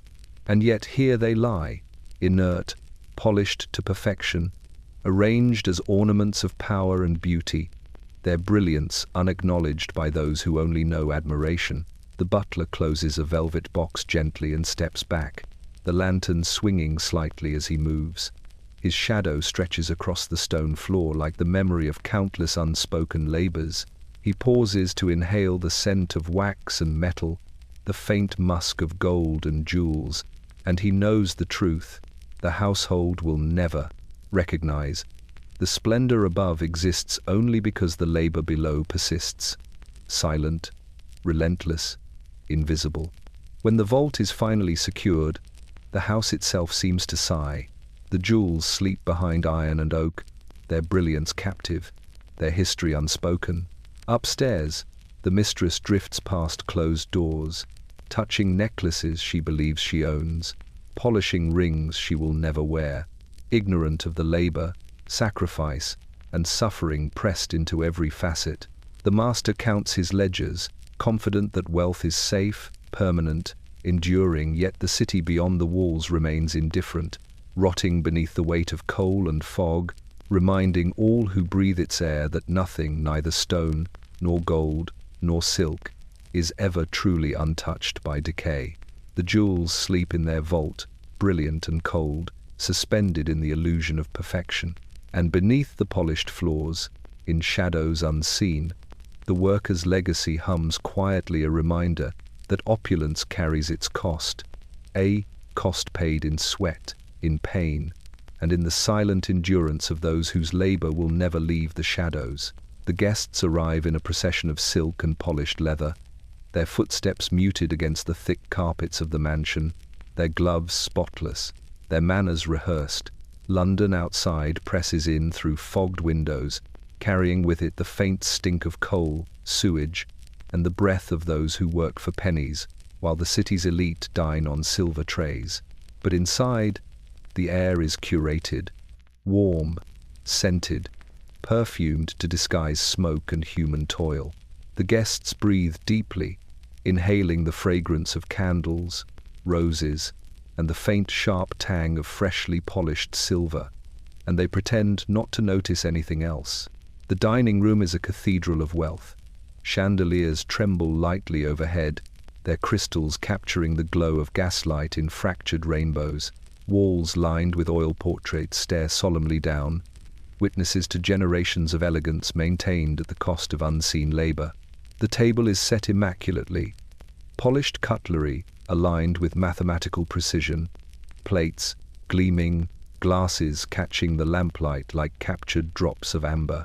It is a stage, and the guests are actors in a play of appearances, their lines learned, their gestures rehearsed. They do not speak of the city beyond, nor the hands that scrubbed the silver, the fingers that carried heavy trays up narrow servant staircases, the children who went hungry so that their masters could feast. The first course arrives with a silent flourish, carried by footmen, who glide through the room as though they are part of the shadows themselves. The master raises his glass, nodding politely to each guest. Conversation flows trivial, elegant, designed to impress, to amuse, to signal status. The opera was delightful last evening, someone murmurs. I hear the new railway line will bring extraordinary opportunities. Each comment, light and polite, floats above the room like a delicate mist, masking the world outside that roars in smoke and hunger. The servants move with invisible precision. They refill glasses before they empty, lift lids from covered dishes without disturbing the polished surface of the table, and adjust the silverware when a misaligned fork threatens the illusion. Their faces are masks of patience, their eyes alert to every imperfection, every unspoken demand, every accidental glance that might betray their exhaustion. They see everything, remember everything, yet are forbidden from acknowledgement. Outside the windows, London groans. The fog presses against the glass, indistinct but suffocating. Children beg silently at the edges of light. Street vendors curse the coal-choked dawn. Factory workers cough thick black phlegm into their sleeves. The city feeds the household invisibly, coal for warmth, meat for feasts, labor for luxury. Yet none of the guests nor the master and mistress themselves will see it. They have trained themselves to look only at what is presented, elegance, comfort, and refinement, neatly packaged and free from the smell of toil. By dessert, the room glows with the soft halo of candlelight. Guests lean slightly forward, murmuring praise for the cook, the arrangement of flowers, the subtle harmony of flavors. They never meet the eyes of the maids and footmen who delivered it all, never notice the sweat glistening on brows, the calloused hands smoothing the final silver tray. They pretend not to see the orchestration behind the artifice, the silent labor that sustains their indulgence. The evening ends in polite applause and shallow laughter. Guests depart, leaving behind the faint scent of perfume, the clink of empty glasses, and the illusion of perfection. The house exhales. Footmen retreat to shadowed hallways, maids to narrow quarters, carrying with them the weight of unseen toil. Upstairs, the master and mistress close the doors behind their departing friends, believing the world is as refined as it appears. Yet the house remembers. It remembers the hidden labor, the careful choreography, the wealth that exists only because someone else is invisible, present, and enduring. And outside, London waits indifferent, decaying, and utterly unobserved by those who dine within, pretending not to see what sustains their gilded lives. Carriages rattle through the fog-choked streets of London, their polished wheels shivering against uneven cobblestones, each turn a promise of escape from the smog and rot that presses relentlessly against the city. The wealthy prepare for journeys that take them far from soot-stained alleys, factories belching black smoke, and tenements where children cough through nights of hunger. These excursions are not merely travel. They are a statement, a carefully curated movement of privilege, made possible by a legion of invisible hands who labor to ensure the family's comfort at every step. Inside the mansion, the preparation begins days in advance. Luggage is packed in rooms unseen by the children, trunks lined with fine fabrics and porcelain, each item chosen for necessity or fashion. The footmen polish leather handles, check hinges, and reinforce locks. Servants sweep floors, dust surfaces, and lay out uniforms for coachmen and attendants. The house hums with invisible activity, a choreography of care and labor designed to make the journey appear effortless. Every item, every garment, every tray of provisions is a testament to countless hours of preparation that will never be acknowledged. The mistress examines her wardrobe with meticulous care, gloved fingers lifting silk and lace, smoothing creases with an elegance born of training and expectation. She does not pause to consider the seamstresses who stitched the gowns, nor the tailors who measured and cut cloth by candlelight in garrets miles away, their lungs stinging from dust and thread. The master reviews his ledgers, calculating travel costs, hiring carriages and horses, arranging accommodations in towns lined with similar opulence. He imagines smooth roads and polite innkeepers, unaware of the laborers laying brick and gravel under cold, grey skies, so that carriages might roll without obstruction. At dawn, the city awakens with a faint groan. Street vendors begin their calls, ragged children dart between the wheels of carts, and the fog clings to every surface, dampening the scent of coal and refuse. The coach waits, polished to a high sheen, the horses steaming and stamping in impatience. Lanterns are lit, casting trembling shadows that stretch across the wet streets.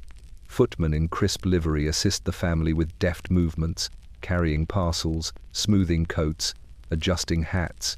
Each action is rehearsed, invisible yet essential, a silent testament to the effort required to maintain appearances.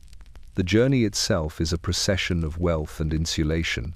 Carriages glide over roads smoothed by laborers who have long since fallen silent under the weight of frost and stone. Servants tend to horses, check wheels, adjust suspensions, and deliver refreshments with a precision born of necessity. The family relaxes within velvet-lined coaches, oblivious to the strain on the bodies around them, shielded from the cold, the rain, the mud, and the hardship. They breathe in the faint scent of polished leather and lavender sachets, their minds occupied with amusement, conversation, and the anticipation of leisure. Outside the carriage, London continues to groan and fester. Fog curls through the streets, coal smoke rises from chimneys, and the river carries filth in dark, sluggish eddies. Children shiver along gutters, laborers cough through their shifts, and factory walls echo with the relentless hammering of industry. None of this touches the family. The carriage, like the mansion itself, serves as a mobile shield, a moving sanctuary that isolates privilege from decay. At night, when the journey pauses, the house rests in miniature, carriages stable, horses stabled, servants exhausted yet alert. The family sleeps within their padded isolation, unaware of the fatigue carried in the arms and backs of those who sustain their mobility. They imagine freedom, adventure, and the refinement of travel. The reality, however, is anchored in the labor that never sleeps, the invisible effort that allows comfort to exist, while the world beyond continues its relentless decay. And as the lanterns flicker and the fog swallows the city once more, the journey moves forward, silent, gilded, and utterly dependent upon those whose toil will never be seen. In the dim glow of candlelight, the mansion pulses with a quiet tyranny, the tyranny of expectation, of etiquette, of the invisible rules that bind each inhabitant to a hierarchy older than the city itself. Every gesture, every glance, every word is measured, weighed, and performed, as if the house itself demands perfection from its occupants. The rich move through this world like actors on a stage, their lines rehearsed since birth, their steps choreographed to maintain appearances, their lives a careful balance of privilege and restraint. The mistress glides through corridors scented faintly with lavender and beeswax, her posture impeccable, gloves smooth and pristine. She curtsies to servants who step aside silently, yet she cannot see the exhaustion etched into their faces, the calluses on their fingers, the backs bent from endless hours of invisible labor. Her voice, soft yet commanding, issues directives for household arrangements, not because she seeks order, but because order is the vessel through which wealth maintains its authority. To deviate is unthinkable. To hesitate is to invite scrutiny, subtle but punishing. The master, seated in his study, consults ledgers and letters with deliberate care, calculating not only profit but propriety. Every choice is a reflection of status, every transaction a performance designed to impress the invisible audience of peers and society at large. The city beyond the walls, streets choked with coal smoke, children clawing at scraps of bread, women coughing through the chill, exists only in abstraction. It is an inconvenience, a backdrop, a reminder that life's urgency is always elsewhere, never fully touching the carefully curated world inside. Downstairs, the servants navigate their own labyrinth of rules, imposed by a hierarchy both formal and unspoken. Footmen glide along corridors with polished boots and gloved hands, carrying trays of tea or letters, their movements precise, practiced, and silent. Maids dust and polish, scrub and fold, adjusting the smallest details to uphold appearances that are maintained at the expense of their own comfort. The cook supervises kitchen labor like a general, directing movements that must be invisible, efficient, and flawless. Every misstep carries consequence, every lapse threatens the fragile illusion above. Etiquette binds the children as well, long before they fully understand it. In the nursery, play is constrained by lessons in posture, tone, and expression. Dolls must be arranged precisely, blocks stacked with care, games conducted within the invisible rules of decorum. Even laughter is moderated, taught to rise only in measured cadences, echoing the silent rhythms of the upper floors. Obedience is ingrained early, training bodies and minds alike to move in harmony with the expectations of wealth. Outside, London presses against the mansion, indifferent and unyielding. Fog mingles with coal smoke, curling through streets lined with the poor, drifting toward the mansion's foundations, infiltrating unseen cracks. Children shiver in alleys, laborers bend beneath impossible loads, women cough through nights without warmth. The tyranny of etiquette within the house offers no comfort to them. It is a distant, silent echo, a reminder that hierarchy exists not only in privilege, but in omission, in the careful curation of perception. As evening descends, the mansion quiets, but the rules persist. Gas lamps flicker, shadows stretch across polished floors, and the household settles into a fragile equilibrium. Guests may arrive, conversation may unfold, meals may be served, all executed with the precision of a silent choreography. No one speaks of fatigue, labor, or decay. They do not see the soot-laden streets, the aching hands, the bodies that sustain their comfort. The tyranny is invisible, pervasive, and total. In this gilded world, etiquette is more than custom. It is authority. It is control. It is the quiet assertion that every gesture, every word, every breath belongs to the performance of wealth. And outside, London waits, rotting, relentless, patient, a city whose truth no manners can erase. Beneath the polished floors and gilded walls of the mansion, a servant lies awake in a narrow, draughty room tucked beneath the eaves. The ceiling slopes low, catching the shadows of flickering lamplight from the corridor, and the cold presses against the thin blanket, like the fingers of the city itself. The room smells faintly of soap, coal, smoke, and sweat, a combination that clings to clothes, sheets, and skin alike. Here, in the fragile dark, the servant dreams of escape, of a life unbound from the ceaseless demands of wealth and propriety, a life that exists beyond the polished facades and silent expectations of the mansion above. The dream begins with streets unbound by cobblestones or coal, clean and wide and stretching endlessly. Children run barefoot, laughing without restraint, their hands free to reach for bread and apples without fear of reprimand or exhaustion. The servant moves among them, a shadow no longer tethered to trays and silver, to fires and fireplaces, to the delicate whims of the rich who will never notice the hands that sustain them. Breath is easier here, untainted by the persistent scent of coal, soot, and industry. The world is lighter, brighter, not a veil of labor pressed beneath silk and velvet. Yet the dream is haunted, as all dreams in this house are. Even in imagined freedom, the servant recalls the rhythm of duty, the weight of responsibility, the necessity of silence. Fingers remember the polish of silver, the burn of lye against skin, the cold bite of coal scuttles. The legs remember stairs too narrow, too steep, carrying trays heavier than their bodies. Memory threads through the fantasy, reminding the servant that escape is impossible, while wealth depends on invisible labor. While the city rots outside, indifferent to desire or dream, the mansion itself seems to intrude into the dream. Gas lamps flicker at impossible angles, casting shadows that mimic the servant's motions, reminding them of precision demanded above all else. The walls pulse faintly with the echoes of polished floors, of whispered commands, of footsteps that never falter.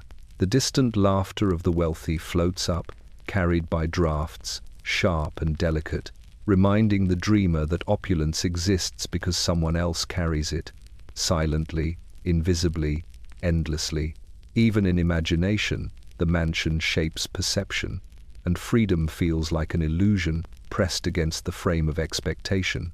Outside, the city presses through fog and coal smoke, indifferent to the dreams above and below. Street vendors shout in voices, hoarse from early hours. Horse-drawn carts scrape along uneven stones. Children cough, choked by dust and hunger. The servant knows, even in sleep, that the life imagined can exist only in fleeting shadows, ephemeral and distant. Labor is eternal. Privilege is sustained. The world beyond the mansion is relentless and uncompromising. Morning will come. Gas lamps will hiss to life. Floors will groan under the careful choreography of invisible hands.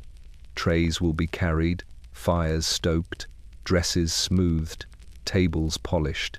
The mistress will rise, flawless in silk, her breath perfumed, her eyes untouched by reality.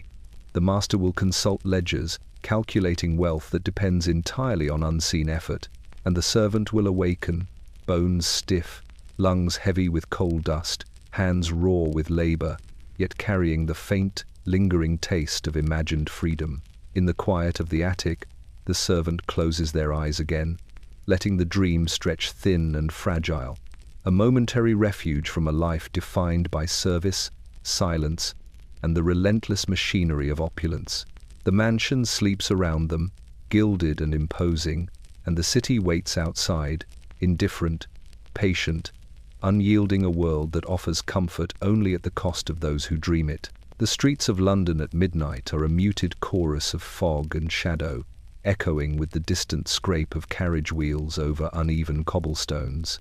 Gas lamps tremble in the mist, their light refracted into halos that vanish almost as quickly as they appear, swallowed by the city's pervasive grey.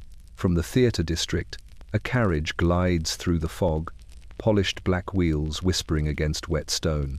Inside, the mistress and her companions return from the opera, their gowns brushing velvet cushions, gloves folded neatly across their laps, jewels catching every flicker of lantern light. Their voices are hushed, delicate with the exhaustion of performance, and the faint trace of perfume lingers in the compartment, sweet and overpowering.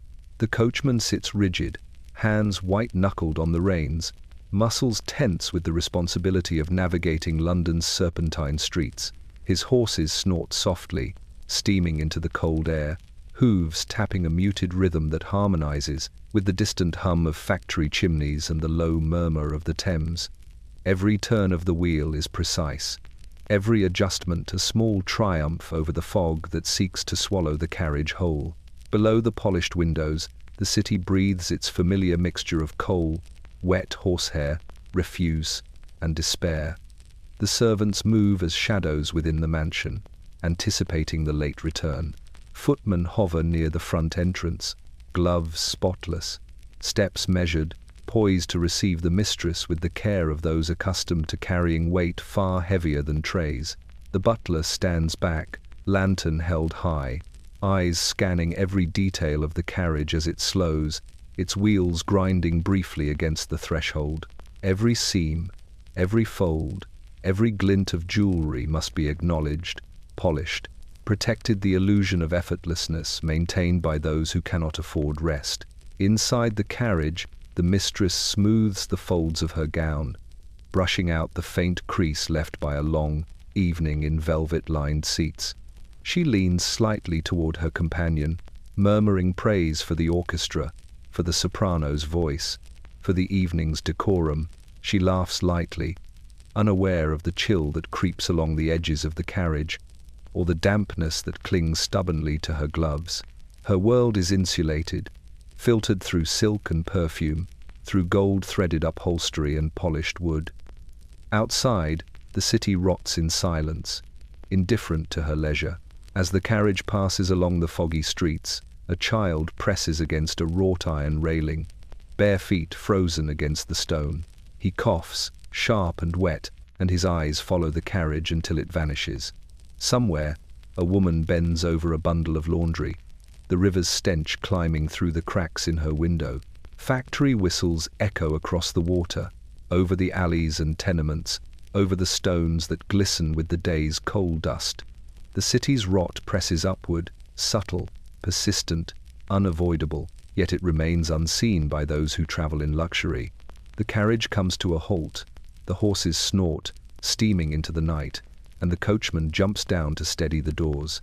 Footmen rush forward, gliding up the steps with precise movements, smoothing skirts, offering hands for balance. The mistress steps out, jeweled gloves brushing the lantern light, her dress trailing a soft whisper across stone.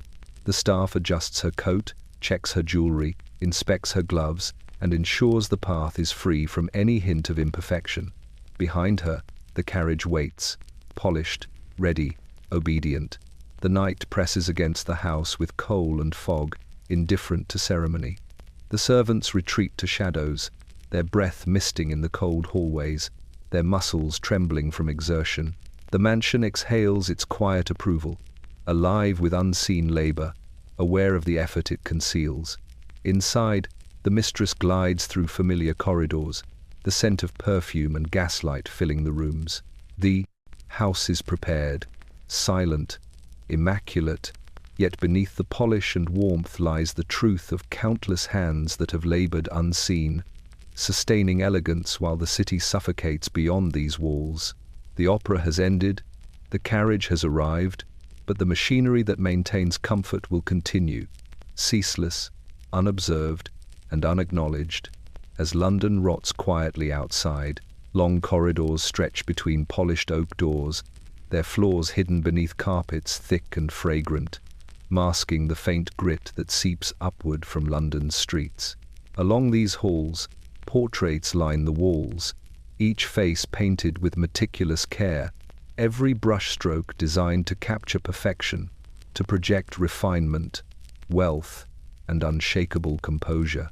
This is the Portrait Hall, a gallery of idealized lives, frozen expressions staring down from gilded frames, eyes that seem to observe without judgment, mouths curved in the faintest semblance of contentment. For those who pass beneath them, it is a place of awe. For the house itself, it is a repository of labor, sacrifice, and invisible toil. The artist who painted these faces long ago labored in a garret, candlelight trembling across ink-stained hands, brush pressed against canvas with the precision of obsession. He knew the weight of expectation, the demands of clients who would never see the struggle beneath the paint. The colors he mixed came from minerals mined in distant lands, carried by hands that knew hunger and exhaustion, laboring under the indifferent sun of colonies, far from the polished floors of this hall. He captured smiles, gestures, and poise, unaware that each brushstroke masked centuries of invisible labor. The master walks the corridor with measured steps, eyes lifted in a slow survey of the gallery. Each face reflects a lineage of wealth, of power, of appearances carefully maintained. He notes the symmetry of eyes, the tilt of heads, the delicate alignment of hands folded in repose. He does not see the servants who cleaned each frame, dusting repeatedly to preserve the illusion of permanence. He does not smell the faint trace of coal smoke lingering beneath the varnish, nor hear the quiet shuffling of maids arranging and straightening the frames as they have done for decades. To him, the portraits exist as evidence, proof of legacy, of order, of refinement. The mistress follows, skirts whispering across the floor, fingers brushing lightly over the frames as though seeking to absorb elegance by touch. She pauses before a painting of her mother in youth, noting the tilt of her chin, the gleam in her eyes, the faint suggestion of amusement at the corners of her lips. Her voice murmurs praise to the painting, soft and reverent, unaware that the appreciation is carried upon air already thick with the efforts of unseen laborers. The artist, the miners, the ship hands who transported the pigments, the maids who polished frames, and the architects of the very walls that hold these faces aloft. Outside, London exhales in fog, coal, and river rot. Children claw through refuse for scraps. Women cough into thin scarves. Men stagger from factories, lungs filled with dust and despair. The city presses against the mansion's walls, a distant echo that cannot penetrate the cultivated silence of wealth. Yet, even here, traces seep through, a faint whiff of smoke clinging to the edges of frames, the subtle vibration of distant factory machinery beneath the stone foundations. The portraits, though perfect, are suspended above reality, frozen witnesses to labor and decay that will never be acknowledged by the subjects or their descendants. Servants pass silently along the hall, hands gloved and measured. They adjust curtains to prevent light from fading pigments, straighten frames minutely, polish floors to prevent reflection from revealing imperfection. Their work is invisible, expected, and relentless. Every evening, they repeat these actions, ensuring the perfect faces remain unblemished by time or human touch. And when the family retires for the night, the hall exhales. Gas lamps flicker, shadows pool beneath the gilded frames, and the portraits stare into the dark, unblinking. They remember the hands that created them, the labor that sustains them, the city outside that decays unobserved. Above all, they witness the illusion, a house of perfection, polished, curated, and enduring, built entirely upon the invisible sweat, exhaustion, and sacrifice of those who will never appear in its frames. Behind the tall iron gates of the mansion, the private garden unfolds like a fragment of another world. Its paths are laid in gravel so fine it cushions footsteps, its flower beds arranged with geometric precision, tulips and roses planted in patterns that suggest artistry rather than accident. The air here is perfumed, a delicate combination of hothouse blooms, freshly turned earth, and faint hints of the coal smoke pressing against the city beyond the walls. It is a garden that never truly knows dirt, only the careful illusion of it, maintained by hands that never taste luxury themselves. The mistress steps into this garden each morning, her silk skirts brushing against gravel that never stains, slippers that never scuff, gloves that have never touched soil. She inhales the scent of roses and lilies, breathing in a perfume cultivated from distant lands by those who labor in sun and rain, whose toil is invisible but whose sweat sustains her comfort. She believes the garden exists by magic, an extension of her refinement, a place where the world beyond the mansion does not reach. Below the flower beds, gardeners bend over rows of tender shoots, the chill of London fog pressing against their backs. Hands raw from digging in frost-bitten soil, knees stiff from crouching for hours. Their spades strike cold earth that has been tilled, fertilized, and drained, yet they will never taste the aroma of hothouses or the perfume of imported blooms. They toil in silence, aware that the beauty above is a performance, a careful veneer crafted to shield wealth from reality. And they know that one slip, one misaligned bloom, one uneven row could shatter the illusion.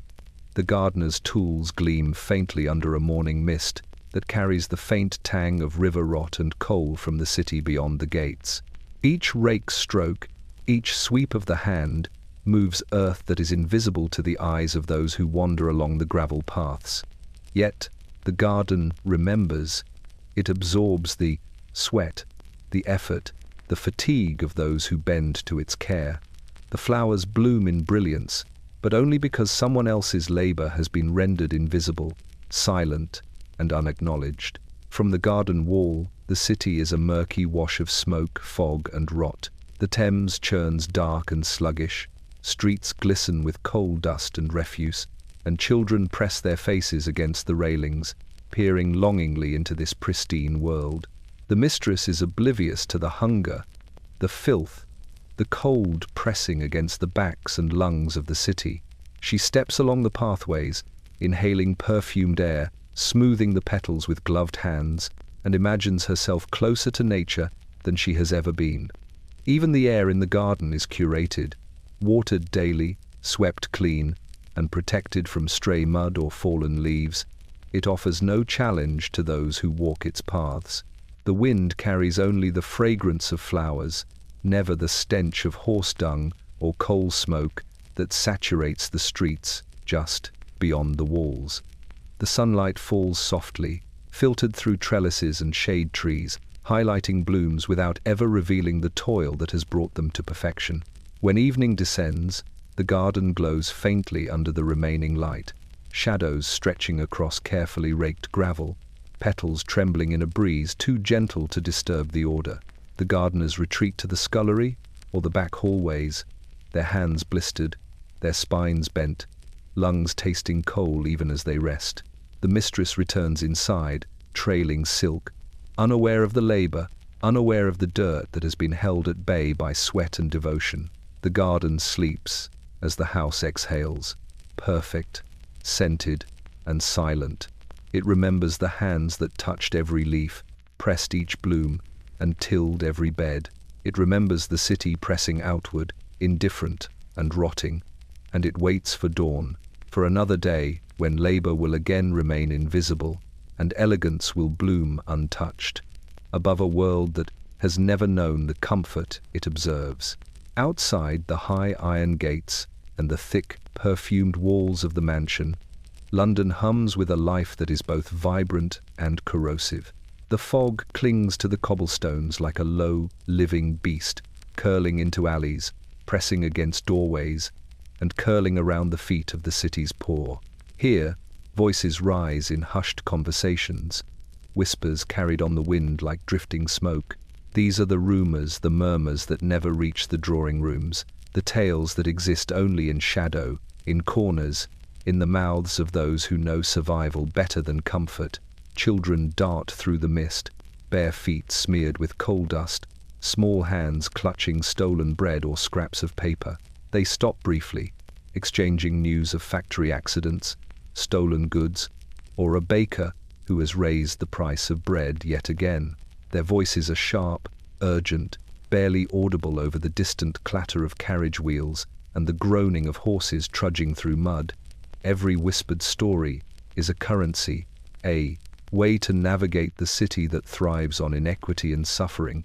Women lean from open windows, gasping for warmth, voices hushed as they pass along reports of illness and death, of absconded employers, of infants lost to cold and hunger. Each whisper carries the weight of lived experience. Fevered bodies in cramped tenements, laborers beaten by exhaustion, apprentices cheated of wages. The fog absorbs it all, pressing it like ink into the very stones, so that even when the wealthy move above in their insulated halls, the streets retain the memory of what occurs unnoticed. The coal smoke from distant factories weaves into the air, thick and choking, carrying with it the odors of industry and decay. Blackened chimneys exhale clouds that blot out the stars and settle over clothing, hair, and lungs alike. Men cough into rags, their faces streaked with soot and sweat, voices hoarse from the day's labor. They speak in low murmurs to one another, passing along news of job cuts, rent hikes, or the arrival of a wealthy visitor whose carriage rattled noisily through the street, startling children and dogs alike. Rumors ripple outward from these moments, spreading through the city like poison, never reaching the ears of those they concern most, the very people whose lives are shaped by the news they carry. In the alleys, the air is damp with refuse and the faint stench of death. Rats skitter through piles of discarded food, while the children duck and weave, eyes sharp for authority and hunger alike. The fog twists around barrels and crates, around the spindly legs of those too small to survive the streets with ease. Every whispered story, every cautious observation, is an act of survival, a way to maintain agency in a world that seeks to crush it beneath bricks, coal, and labor. Above, in the mansion, the master and mistress live in curated silence. Curtains drawn, lamps flickering, carpets pristine. They do not hear the whispers or the cries. They do not smell the coal or the refuse. The fog and rumors remain outside, pressing against the walls, seeping in only faintly through cracks, reminders of a world that exists beyond the veneer of privilege. Yet the house itself remembers. Even insulated behind velvet and polish, it absorbs the rhythm of the city, the patterns of rumor, the press of decay.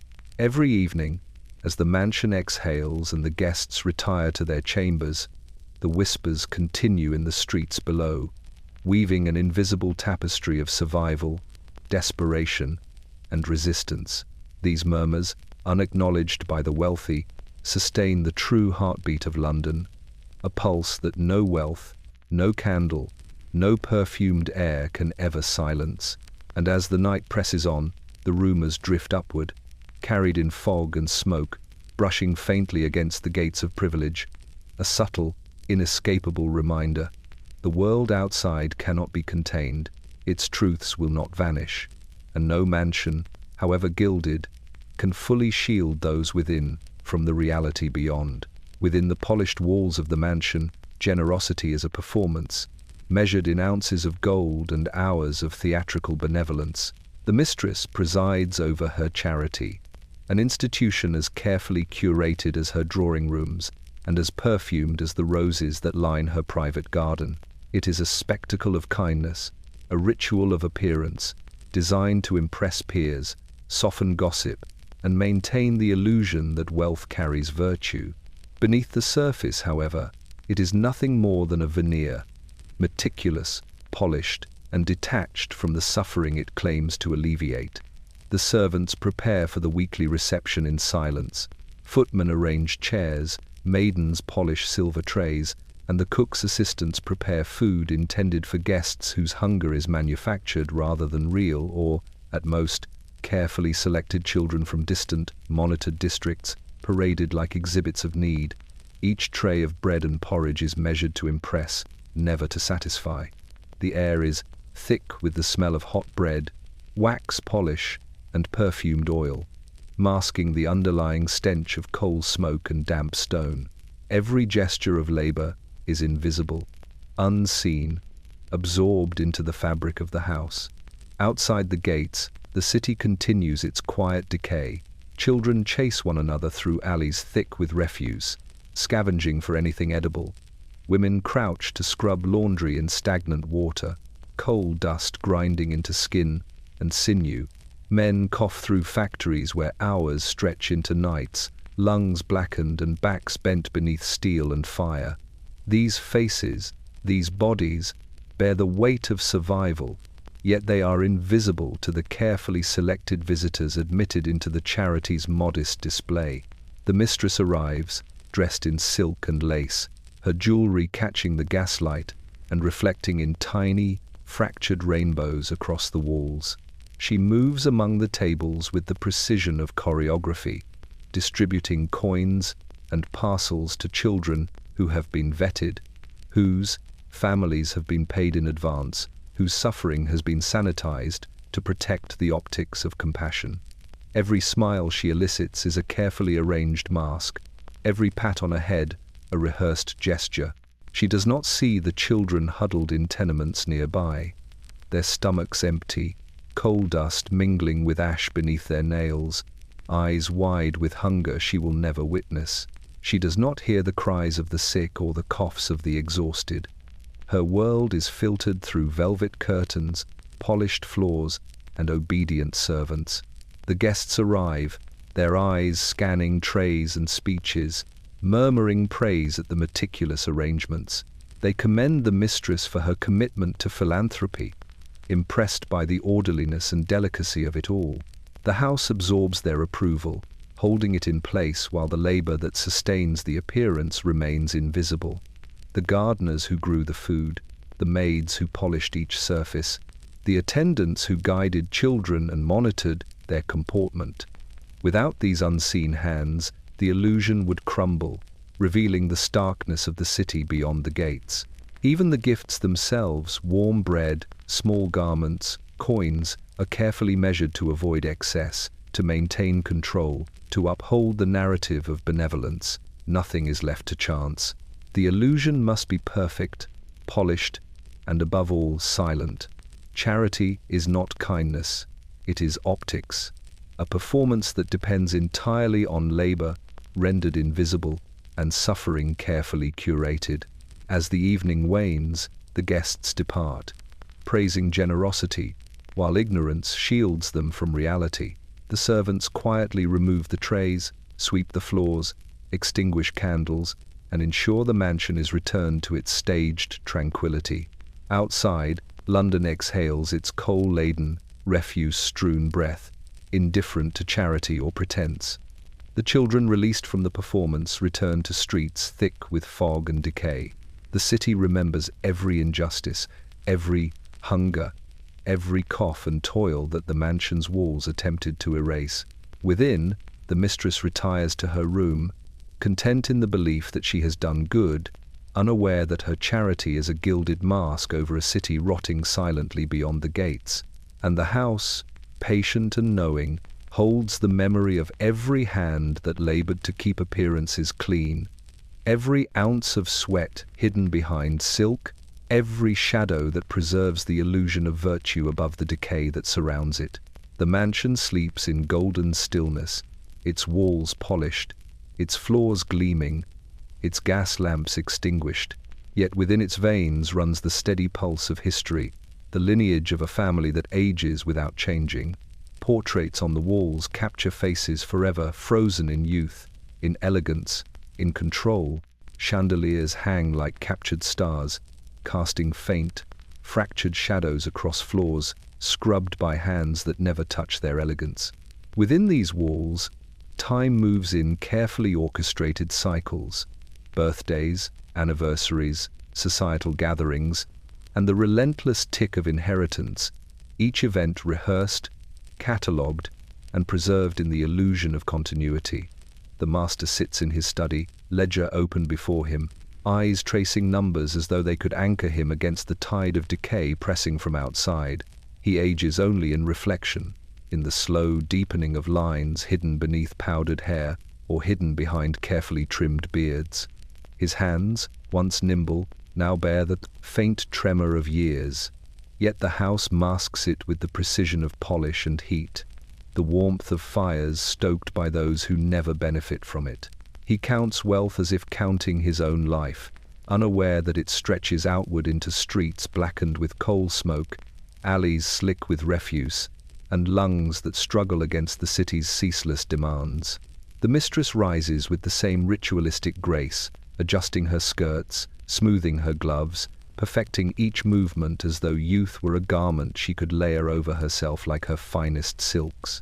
Her reflection is flawless in the mirrors that adorn the drawing rooms, her posture unyielding, her expression tempered for charm and control.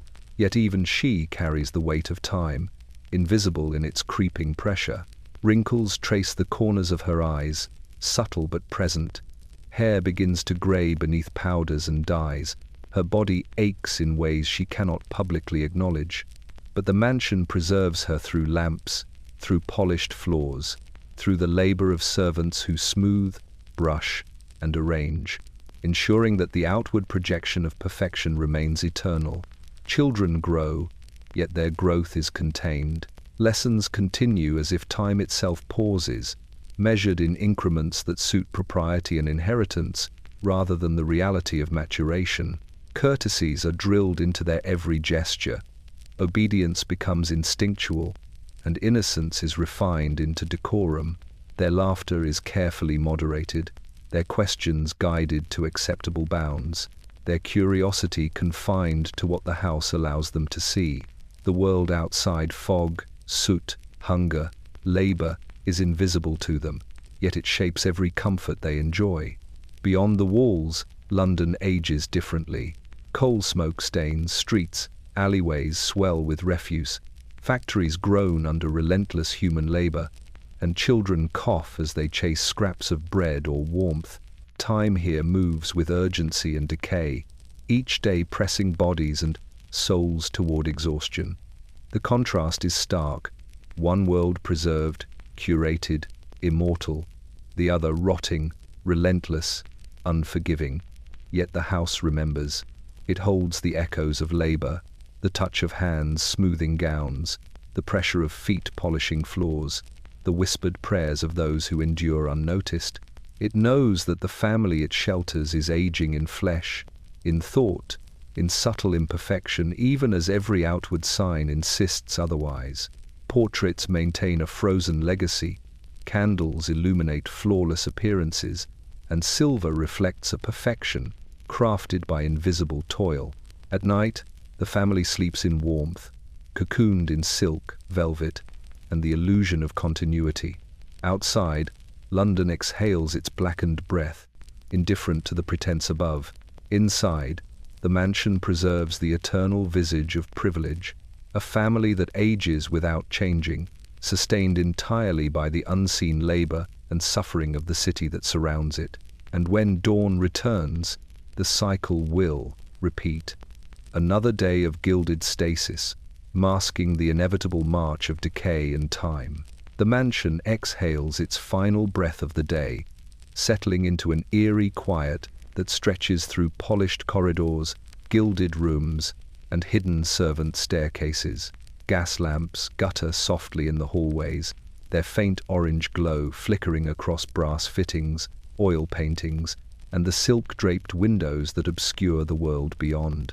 To the family, this silence is comfort, a reward for a day spent in ease, a mark of refinement preserved.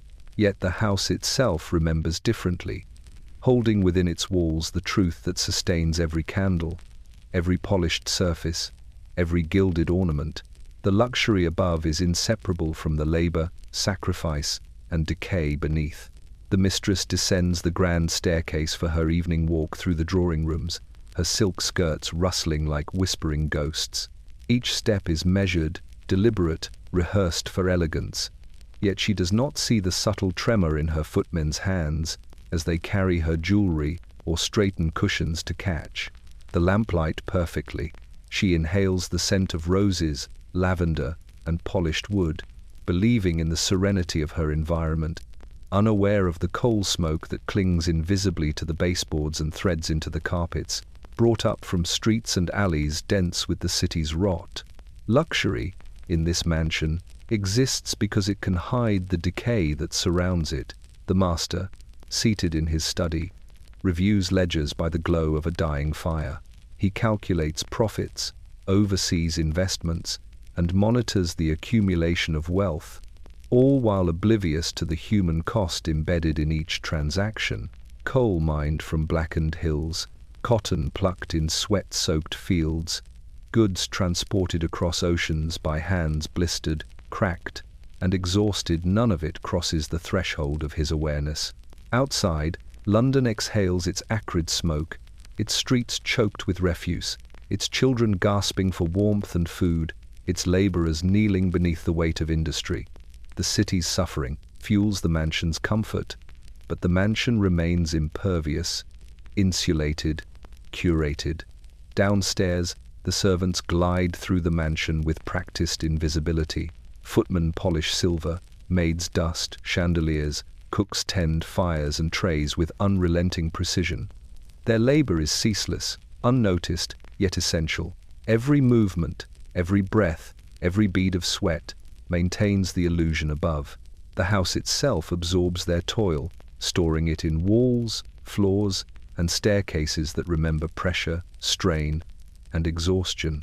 They are the invisible arteries through which opulence flows, pumping life into a world that exists entirely on the misalignment of perspective. Even the children, who run through the nursery and the private garden, are captive to this invisible architecture of privilege. Their laughter, their play, their lessons, all are conducted in isolation from the suffering beyond the mansion gates. The city presses against the walls with cold fog, coal dust, and the relentless pulse of decay, yet they remain untouched, cushioned by silk, velvet, and the labor of those who serve unseen. The truth, however, waits quietly in every corner. The gilded drawing rooms, the polished floors, the carefully arranged flower beds, the scented air, all are sustained by sacrifice. Every coin in the master's ledger, every jewel in the safe, every meal served with perfect timing carries the imprint of toil and suffering, of hunger ignored, of labor unacknowledged. The mansion may glitter and glow, but its brilliance is inseparable from the shadows that uphold it. As the household sleeps, the house exhales once more. It remembers the city outside, the laborers' weary limbs, the children's hunger, the servants' exhaustion, and the persistent fog that seeps in even through the thickest curtains. It holds the memory of all who sustain this world, silent and unseen. Luxury, the house knows, is never free. It is built upon the lives of others, maintained through vigilance and invisibility, and exists only because the world beyond is willing to bend, suffer, and remain unnoticed. The family dreams in warmth, cocooned in silk and perfumed air. London waits, indifferent, decaying, and the mansion, timeless and knowing, preserves the truth. Every gilded room, every polished surface, every moment of comfort carries the weight of a city that will never rest.